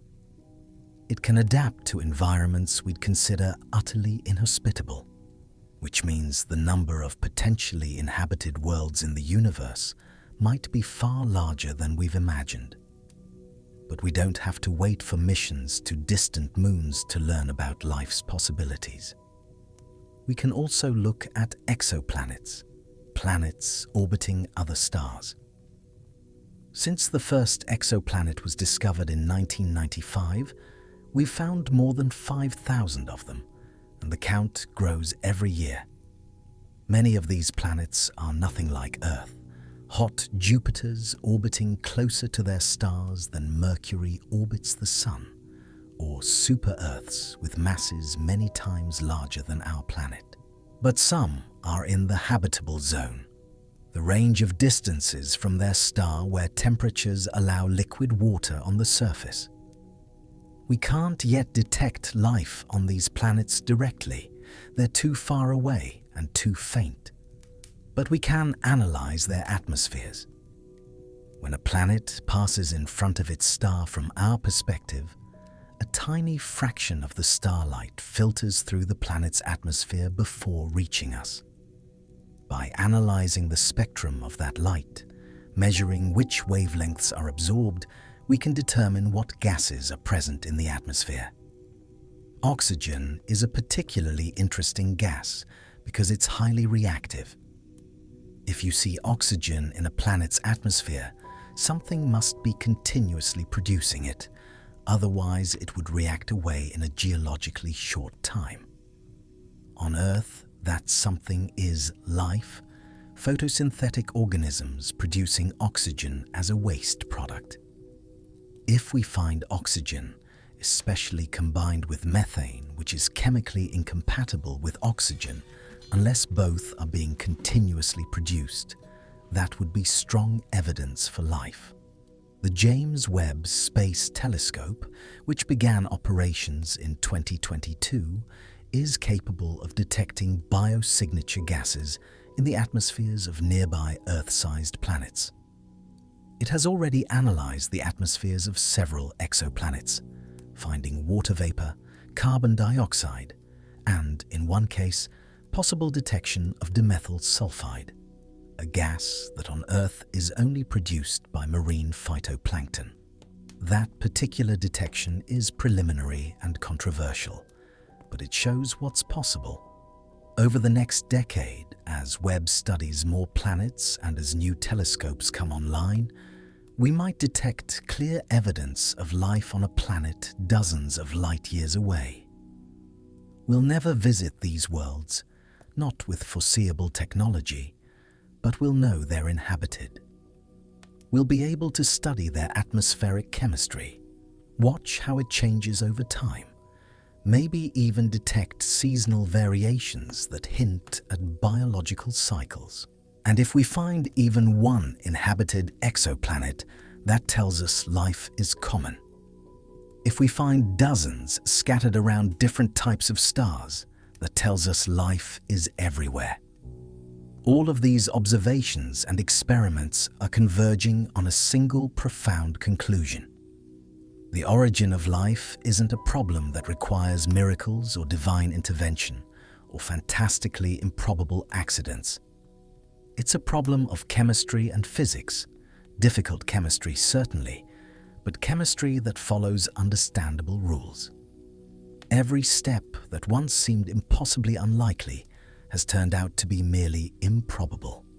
And improbable events become likely when you have geological timescales and planetary scales to work with.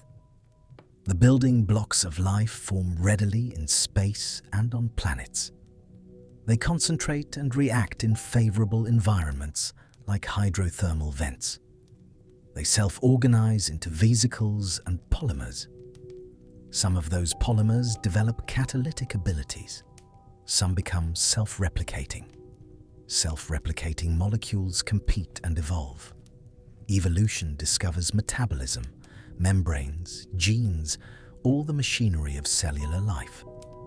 None of this is easy, and none of it happens quickly by human standards. But on geological timescales, it's almost inevitable. This has staggering implications. If life emerges readily wherever conditions allow, then we live in a universe that's fundamentally biological. Not every planet hosts life, obviously.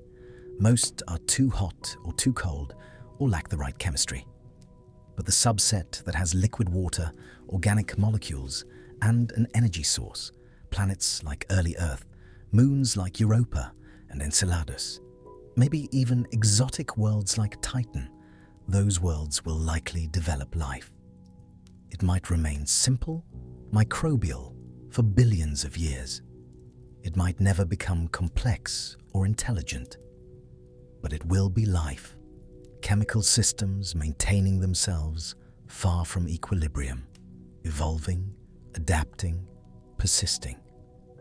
And if life is common, then we're not alone. We might be the only intelligent technological species in our galaxy. Intelligence might be rare, even if life is common. But we share the universe with countless other lineages of life, microbes, and simple organisms that arose independently on millions or billions of worlds. This transforms the question of our place in the cosmos. We're not special because we're the only life.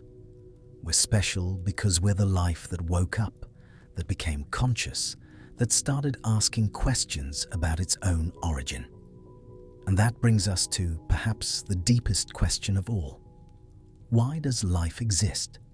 Not how. We've been discussing the how for the past hour. Why?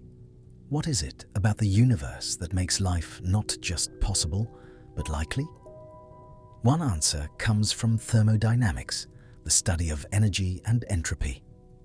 The second law of thermodynamics states that entropy, disorder, always increases in a closed system. The universe is moving inexorably toward maximum entropy, a state of perfect disorder where no energy differences exist and nothing interesting can happen. This heat death is trillions of years in our future, but it's the ultimate fate of everything. Life seems to violate this law. Living organisms are highly ordered, far from equilibrium, concentrating energy and complexity in defiance of the universal trend toward disorder. But life doesn't actually violate the second law. It obeys it. Life increases order locally inside cells, but it does so by creating even more disorder in the environment. When you metabolize food, you create heat and waste products, increasing the entropy of your surroundings by more than you decrease the entropy inside your body. The net entropy of the universe increases as required by thermodynamics. But here's the fascinating part. Life is very good at increasing entropy. It's far more efficient at dissipating energy gradients than non-living processes. A hydrothermal vent creates a temperature gradient and a chemical gradient between hot vent fluid and cold ocean. Those gradients will eventually equilibrate through simple diffusion and heat conduction, but it takes a long time. Life speeds it up dramatically. Microbes colonize the vent, harvest the chemical energy, and dissipate the gradient much faster than physics alone would. From a thermodynamic perspective, life exists because it's an efficient way for the universe to move toward equilibrium. Energy differences exist, temperature gradients, chemical gradients, light from stars shining into the cold darkness. These gradients drive the universe out of equilibrium, and natural processes work to equilibrate them. Life is one of those processes, one that happens to be particularly good at exploiting gradients and dissipating them. In this view, life isn't fighting against entropy. It's the entropy-generating mechanism that emerges when the right conditions exist. This idea was developed most fully by the physicist Jeremy England, who proposed that under certain conditions, matter will spontaneously organize into configurations that are better at absorbing and dissipating energy. If you have a system that's driven out of equilibrium by an external energy source, like sunlight or chemical gradients, and if that system has enough freedom to rearrange itself, it will tend to arrange into forms that maximize entropy production. Life fits this description perfectly. It's a highly organized structure that emerges in energy-rich environments and is extraordinarily good at capturing energy and dissipating it as heat. England's theory is controversial and not yet fully tested, but it offers a thermodynamic explanation for why life exists. Life isn't a fluke or an accident. It's what happens when physics has a chance to explore configurations of matter under energy flow.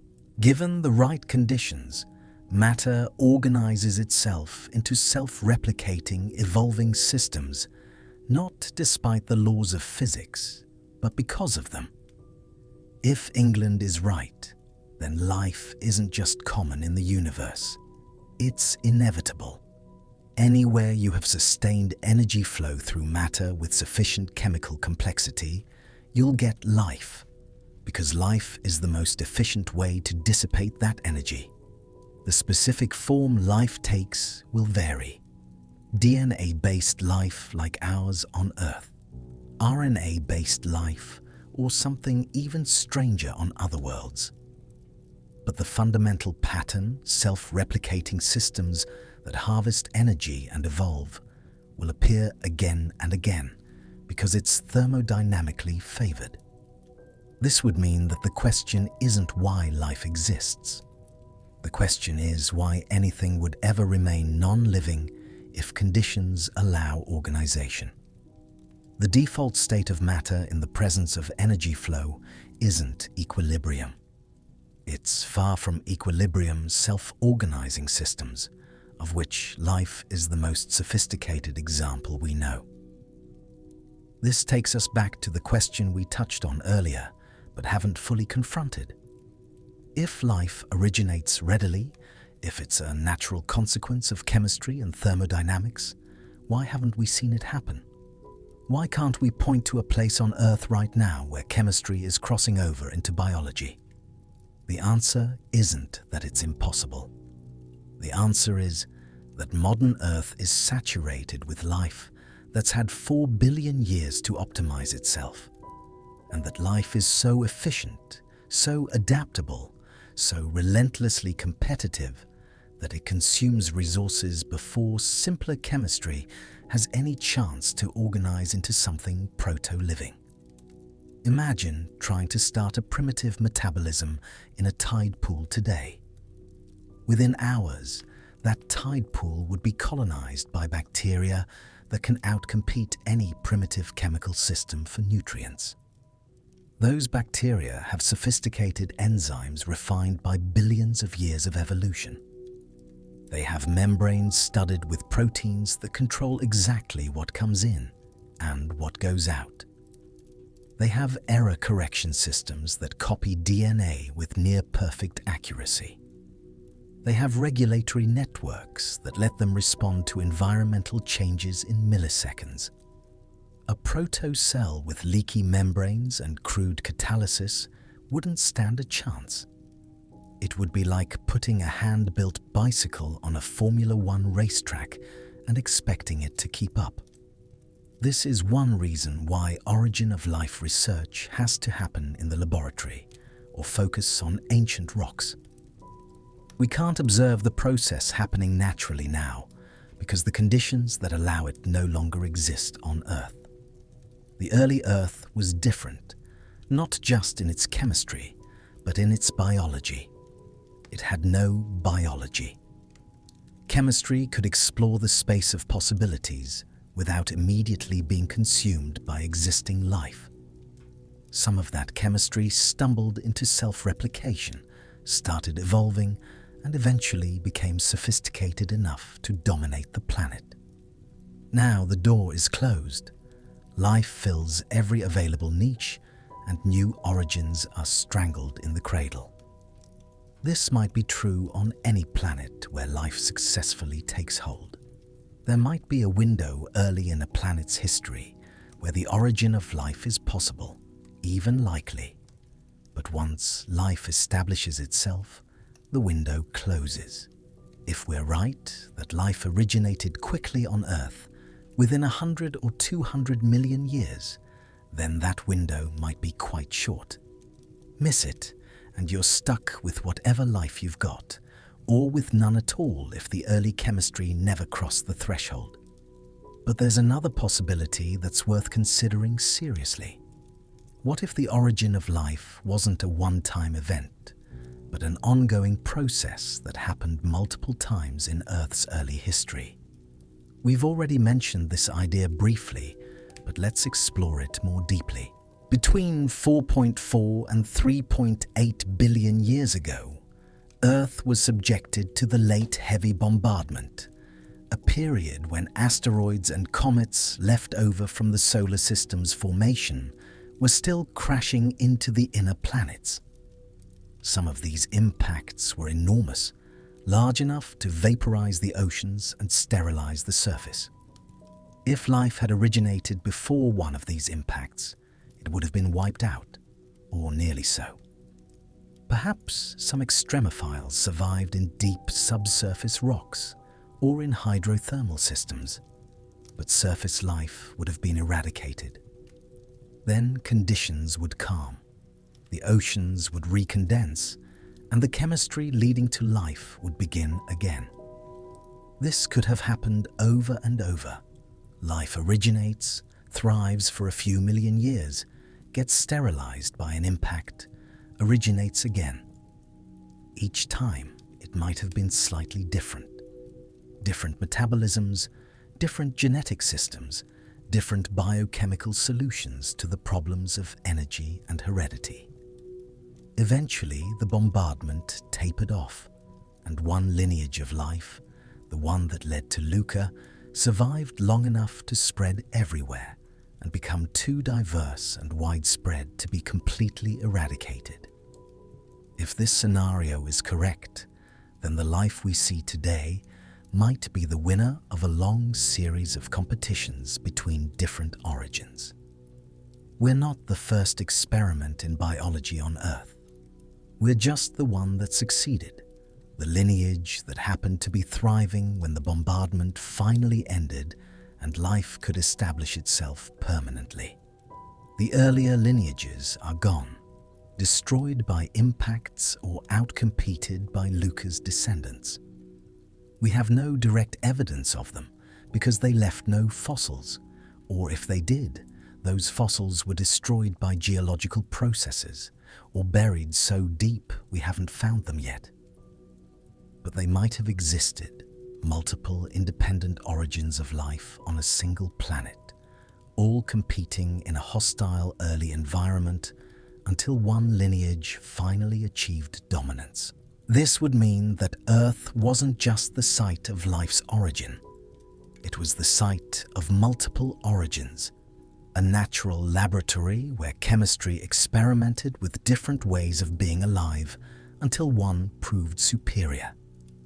This has implications for the search for life elsewhere. If multiple origins are possible on a single planet, then the probability of life existing in the universe goes up dramatically.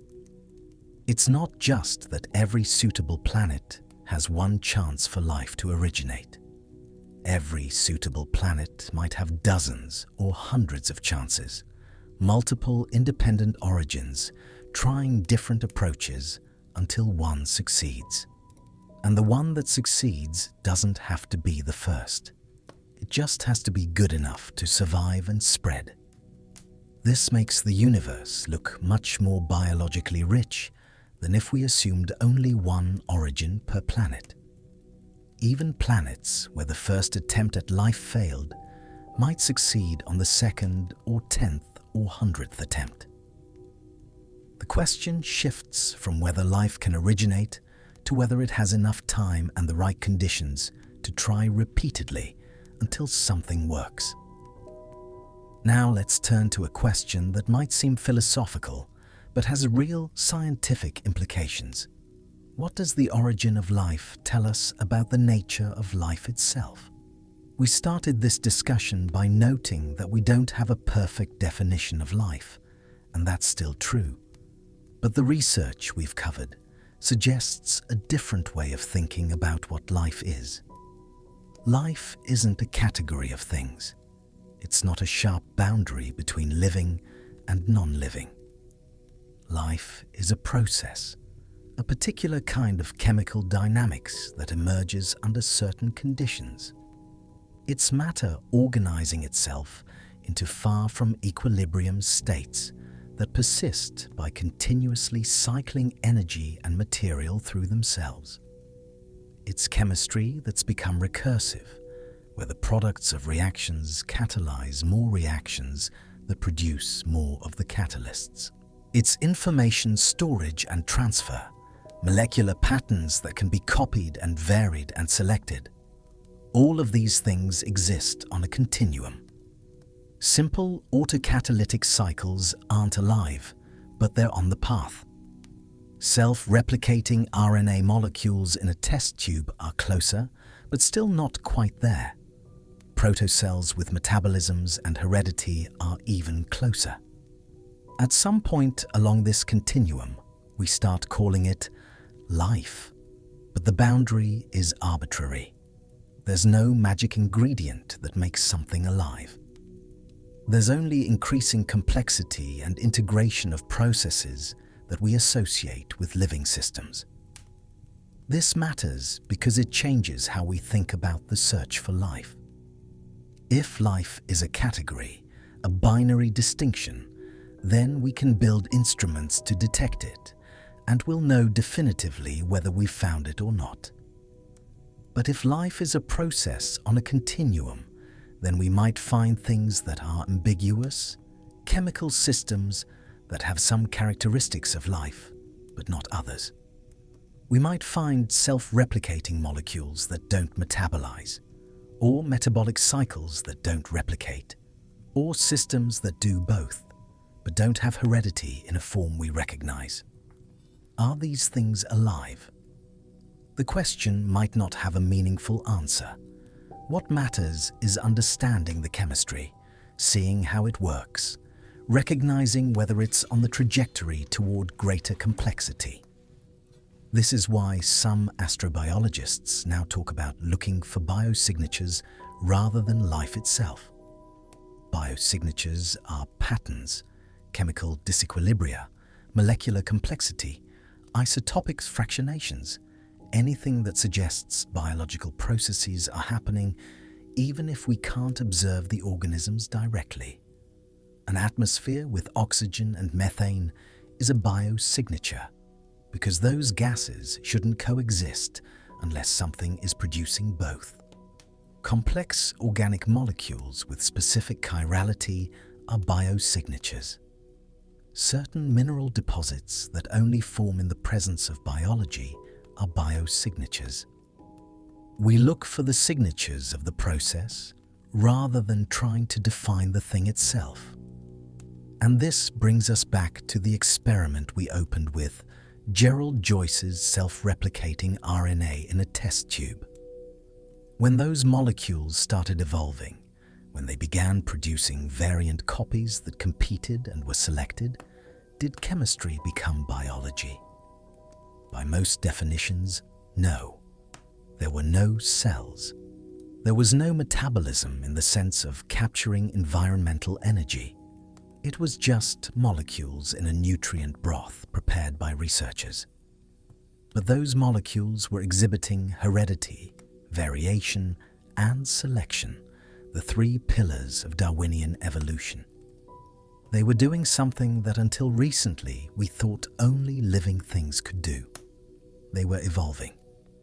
So, in a real sense, Joyce created life, or at least the core process that defines life. The boundary dissolved. Chemistry became biology not through crossing a threshold, but through gradually acquiring properties we associate with living systems. And if it can happen in a test tube in 72 hours, it reinforces what all the other evidence suggests. The transition from chemistry to biology isn't miraculous. It's chemistry finding its way to a particularly interesting and productive configuration. Let's consider what all of this means for one of the oldest questions humans have asked. Are we alone? The answer increasingly appears to be no. We're not alone in the sense that life probably exists elsewhere in the universe. But we might be alone in a different sense. We might be the only intelligent technological species in our galaxy, or even in the observable universe. This isn't because intelligent life is impossible. It's because the pathway from microbial life to intelligence is long, tortuous, and possibly very improbable. We've discussed the timeline on Earth. Life originated quickly, within a few 100 million years. But it remained entirely microbial for about 3 billion years. Complex cells with nuclei didn't arise until about 2 billion years ago, and that required a fantastically improbable endosymbiotic event. Multicellularity didn't appear until about 800 million years ago. Animals with nervous systems didn't appear until 600 million years ago. Intelligence in the form of large brains and complex behavior didn't appear until a few million years ago. Technological intelligence capable of building civilizations and asking questions about the universe is only a few thousand years old. And for most of that time, we didn't have science or technology in the modern sense. We're talking about the last few hundred years, an eye blink in geological time. Each of these transitions had different probabilities. Simple life looks nearly inevitable. Complex cells look rare, requiring a specific unlikely event.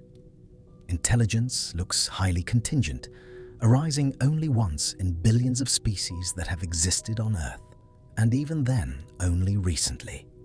If this pattern holds elsewhere, then we'd expect the universe to be full of planets with microbial life, far fewer planets with complex multicellular life, and vanishingly few planets with intelligent technological species. At any given moment, there might be millions of inhabited worlds in our galaxy, but only a handful with anything more complex than bacteria, and perhaps only one, us, with technology. This is one solution to the Fermi paradox, the puzzle of why we haven't detected any signs of alien civilizations despite the vast number of stars and planets. The answer might be that civilizations are simply extremely rare, not because life is rare, but because the specific sequence of events required to get from microbes to starships is so improbable that it happens only once per galaxy or less. We might be surrounded by life in the microbial sense, but we might be the only ones in our cosmic neighborhood asking questions about it. This is simultaneously humbling and awe-inspiring. It's humbling because it means we're not the pinnacle of creation, not the purpose or goal of the universe. We're an accident, a contingent outcome of billions of years of evolution driven by nothing but chemistry and chance. We happened to be on a planet where the right sequence of events occurred, where an asteroid happened to hit at just the right time to wipe out the dinosaurs and give mammals a chance, where one lineage of primates happened to evolve large brains and opposable thumbs and language. Change any of those events and we wouldn't exist. Some other species might eventually evolve intelligence, or maybe not. The universe would be no less rich or beautiful, just different. But it's also awe-inspiring because it means we might be genuinely rare, possibly unique in our galaxy, or even beyond. Out of uncountable numbers of planets, we're the ones that woke up. We're the matter that became complex enough to understand itself, to ask where it came from, to figure out the laws of physics and chemistry that govern everything. We're the universe experiencing itself subjectively, as Carl Sagan put it. That's not a purpose imposed from outside. It's an emergent property of complex chemistry, but it's no less meaningful for being that. And this connects to a profound realization about the origin of life that we haven't yet explicitly stated. When we study the origin of life, we're not studying ancient history in the abstract. We're studying ourselves. Every atom in your body was forged in the heart of a star that exploded billions of years ago. Every molecule in your cells is descended from molecules that formed in space or on the early Earth through simple chemistry. The metabolism that keeps you alive uses chemical pathways that were invented by the first cells 4 billion years ago. The DNA in your genome is a direct molecular lineage connecting you to LUCA, an unbroken chain of replication stretching across billions of years and trillions of generations. You are not separate from the chemistry we've been discussing. You are that chemistry, vastly elaborated and complexified, but fundamentally the same process. The boundary between you and the environment is real. You have skin and membranes that separate inside from outside, but it's also arbitrary. You're constantly exchanging atoms with the environment. The water you drink, the food you eat, the air you breathe, all of it becomes part of you temporarily and then leaves. Over the course of a few years, nearly every atom in your body is replaced. You're not a static object. You're a process, a pattern of organization that persists even as the matter cycling through it changes. That's exactly what life has always been, from the first self-replicating molecules to the present. You're not different in kind from those first chemical systems. You're different in degree, more complex, more sophisticated, but made of the same stuff following the same rules. Understanding this doesn't diminish the mystery or wonder of being alive. If anything, it deepens it. The fact that chemistry can become complex enough to contemplate itself, that molecules can organize into configurations that experience joy and sorrow, that create art and music and science, that can understand the laws governing their own existence, that is genuinely astonishing. Nothing in the fundamental laws of physics predicts this. The equations of quantum mechanics and general relativity describe particles and fields and forces, but nowhere in those equations do you find love or curiosity or the sensation of watching a sunset. These things emerge from complexity, from the specific ways that matter organizes itself under the laws of physics, but the emergence itself is not reducible to the laws. You can't look at the Schrödinger equation and predict Mozart. You can't solve the equations of chemistry and get Shakespeare. Yet Mozart and Shakespeare exist, built from nothing but atoms following physical laws. The origin of life is the first step in this process, the point where chemistry becomes complex enough that emergent properties start to appear.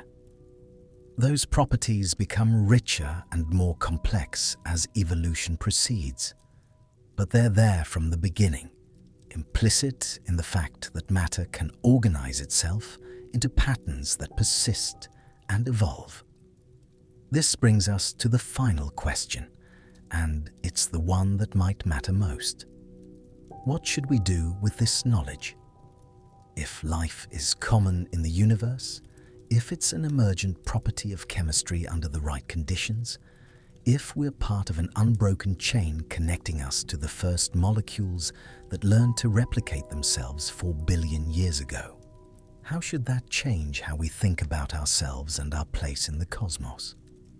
One answer is that it should make us more careful, more protective of the biosphere we're part of. Life on Earth is the only life we know with certainty exists. It might be common elsewhere, but we don't know that yet. And even if it is, Earth's particular lineage is unique. 4 billion years of evolution have produced millions of species, each one a unique solution to the problem of surviving and reproducing, each one carrying information in its genome that will be lost forever if that species goes extinct. We're currently in the midst of what biologists call the 6th mass extinction, a wave of species loss driven not by asteroids or volcanoes, but by human activity. Habitat destruction, climate change, pollution, overhunting, invasive species, all of these are erasing species at a rate not seen since the asteroid that killed the dinosaurs 66 million years ago. If we drive a species extinct, we're not just eliminating a population of organisms. We're ending a lineage that goes back billions of years, erasing information and possibilities that can never be recreated. From a cosmic perspective, this is trivial. Life has survived 5 previous mass extinctions and will survive this one. Evolution will continue. New species will arise to fill empty niches, and in 10 or 20 million years, the biosphere will be as rich and diverse as ever. But the specific species that exist now, including us, will be gone, replaced by descendants adapted to whatever world we leave behind. This should matter to us, not because species have intrinsic value in some cosmic sense, but because we're part of this system. We depend on it. The oxygen we breathe is produced by photosynthetic organisms. The food we eat comes from ecosystems that depend on countless species of pollinators, decomposers, predators, and prey. The climate that makes Earth habitable is regulated by biological processes, carbon cycles mediated by plants and plankton, methane produced and consumed by microbes. We're not separate from nature. We're embedded in it, dependent on it in ways we're only beginning to understand. Disrupting it harms us, not immediately in most cases, but cumulatively through feedback loops that we don't fully comprehend until they've gone too far. Understanding that life is chemistry, that we're chemistry, that we're subject to the same thermodynamic laws and evolutionary pressures as everything else, should make us humble. We're not above nature or outside it. We're part of it, one species among millions, slightly more clever, but not fundamentally different. But there's another implication that's more hopeful. If we understand how life originates, if we can recreate the process in the laboratory, then we're not just studying the past. We're gaining the ability to create the future. The research we've discussed, protocells, self-replicating RNA, artificial metabolisms, All of this is leading toward the creation of synthetic life, organisms designed from scratch to perform specific functions. We're not there yet. The artificial cells created so far are crude, barely functional, requiring constant external input to keep operating. But progress is accelerating. Within a few decades, we might be able to design and build living organisms with custom properties. Bacteria that can consume plastic waste and turn it into harmless byproducts. Algae that are vastly more efficient at photosynthesis, capturing carbon dioxide and producing fuel. Microbes that can survive on Mars or Europa, seeded deliberately to begin terraforming those worlds, or simply to spread Earth life beyond our planet. This isn't science fiction. The technology is coming, and it will raise profound questions. If we create life, are we responsible for it? Do we have the wisdom to wield this kind of power safely? History suggests that humans are better at inventing technologies than at using them wisely, and synthetic biology might be the most powerful technology we've ever developed. But the alternative, refusing to pursue this knowledge out of fear, seems worse. Understanding life gives us options. It lets us solve problems, cure diseases, feed people, clean up pollution, explore space. We'll make mistakes, certainly, but we'll also accomplish things that previous generations could only dream of. And perhaps most importantly, understanding the origin of life changes the question of meaning. For thousands of years, humans have looked to religion or philosophy to answer the question of why we exist, what our purpose is, whether there's meaning to our lives beyond simple survival and reproduction. The scientific answer to these questions is stark. There is no cosmic purpose. The universe doesn't care about us. We exist because chemistry happens to work in ways that allow self-replicating systems to emerge, and one of those systems eventually became complex enough to ask these questions. That's it. No grand design, no destiny, no inherent meaning. For some people, this is depressing, even nihilistic.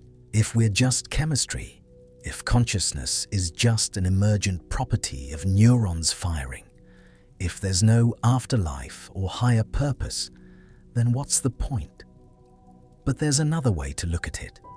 The lack of imposed meaning means we're free to create our own. We get to decide what matters, what's worth caring about, how we want to spend the brief time we have. We're not following a script written by gods or fate. We're improvising, making it up as we go, and that's both terrifying and liberating. The meaning of life isn't something we discover. It's something we create individually and collectively through the choices we make and the values we hold.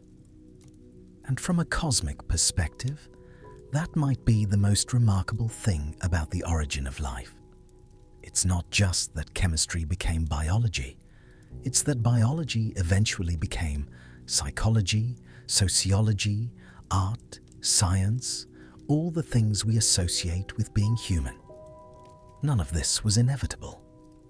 If you'd shown the equations of physics to a hypothetical observer at the Big Bang and asked them to predict the future, they couldn't have foreseen life, let alone consciousness, let alone civilizations capable of understanding their own origins.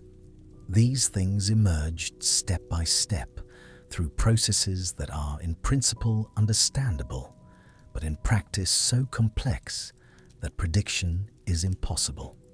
We're the result of nearly 14 billion years of cosmic evolution, from the first atoms forming in the cooling aftermath of the Big Bang, to stars forging heavy elements, to planets condensing from stellar debris, to chemistry, becoming biology, to evolution.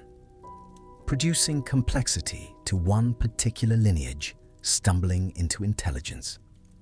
Every step was contingent. Change any one of countless variables, and we wouldn't be here. But we are here, and we have the extraordinary privilege of being able to look back at that history and understand it, at least in outline. We know where we came from. We know, roughly, how it happened. We even know enough to start recreating the process, to become not just the product of life's origin, but active participants in creating new life. That's not meaningless. That's profound. So let us return one final time to that laboratory in California, to Gerald Joyce and his self-replicating RNA molecules. When those molecules began evolving in their test tube, something genuinely new entered the world. Not life in the full sense, not yet, but the kernel of it, the core process that everything else builds on. Heredity, variation, selection. Given those three things and enough time, you get evolution. And evolution explores possibilities, creating complexity and diversity, and eventually producing things like neurons and brains and consciousness. Joyce didn't create all of that in 72 hours, but he created the foundation, the chemical dynamic that makes all the rest possible. And in doing so, he demonstrated something that centuries of philosophy and theology couldn't resolve. The origin of life isn't a miracle. It's chemistry. Beautiful, complex, fascinating chemistry, but chemistry nonetheless. The boundary between the living and the non-living isn't a wall. It's a gradient. And we've learned enough to see how chemistry climbs that gradient, step by step, reaction by reaction, until it reaches a point where we look at it and say, yes, that's alive. We don't yet know if this has happened elsewhere in the universe. We might be alone, the only chemistry that made it all the way to intelligence, or we might be one of millions of such chemistries scattered among the stars, each one wondering if others exist. Within the next few decades, we'll start to get answers. The missions to Europa and Enceladus will tell us if life can originate independently in our own solar system. The analysis of exoplanet atmospheres will tell us if biosignatures exist on worlds dozens of light years away. The continued laboratory work on protocells and synthetic life will tell us how hard or easy it is to cross from chemistry to biology. Each answer will reshape our understanding of life, of ourselves, of the cosmos. But whatever we find, the fundamental insight will remain. Life is what happens when matter becomes complex enough to maintain itself far from equilibrium, to copy itself, to evolve. It's chemistry at its most intricate and beautiful. It's the universe waking up, bit by bit, in isolated pockets where conditions happen to be right. And we're the proof that it works, that chemistry can become not just alive, but aware, not just replicating, but questioning, not just surviving, but trying to understand. That's where we came from. That's what we are. Chemistry that learned to think, molecules that learned to wonder, dust that learned to dream. The first life on Earth was a chemical system that stumbled into self-replication 4 billion years ago. The latest life on Earth is us, still made of chemistry, still following the same fundamental rules, but now conscious of it, now able to study our own origins and marvel at the journey from there to here. And that, perhaps, is the answer to the question we started with. What was the first life on Earth? It was us, in embryo. It was the first step on a path that led, through billions of years and countless contingencies, to this moment, right now, where chemistry has become sophisticated enough to understand itself. The line from there to here is unbroken. The process is ongoing. We are not the end of the story. We're just the latest chapter in a narrative that began with simple molecules in water and might continue in ways we cannot yet imagine. That's not just the history of life. That's the nature of life, and we're living it right now in every thought and breath and heartbeat. We are the chemistry that became biology. We are the universe looking at itself. And that's the most profound thing that's ever happened on this planet, or possibly anywhere else in all of cosmic history.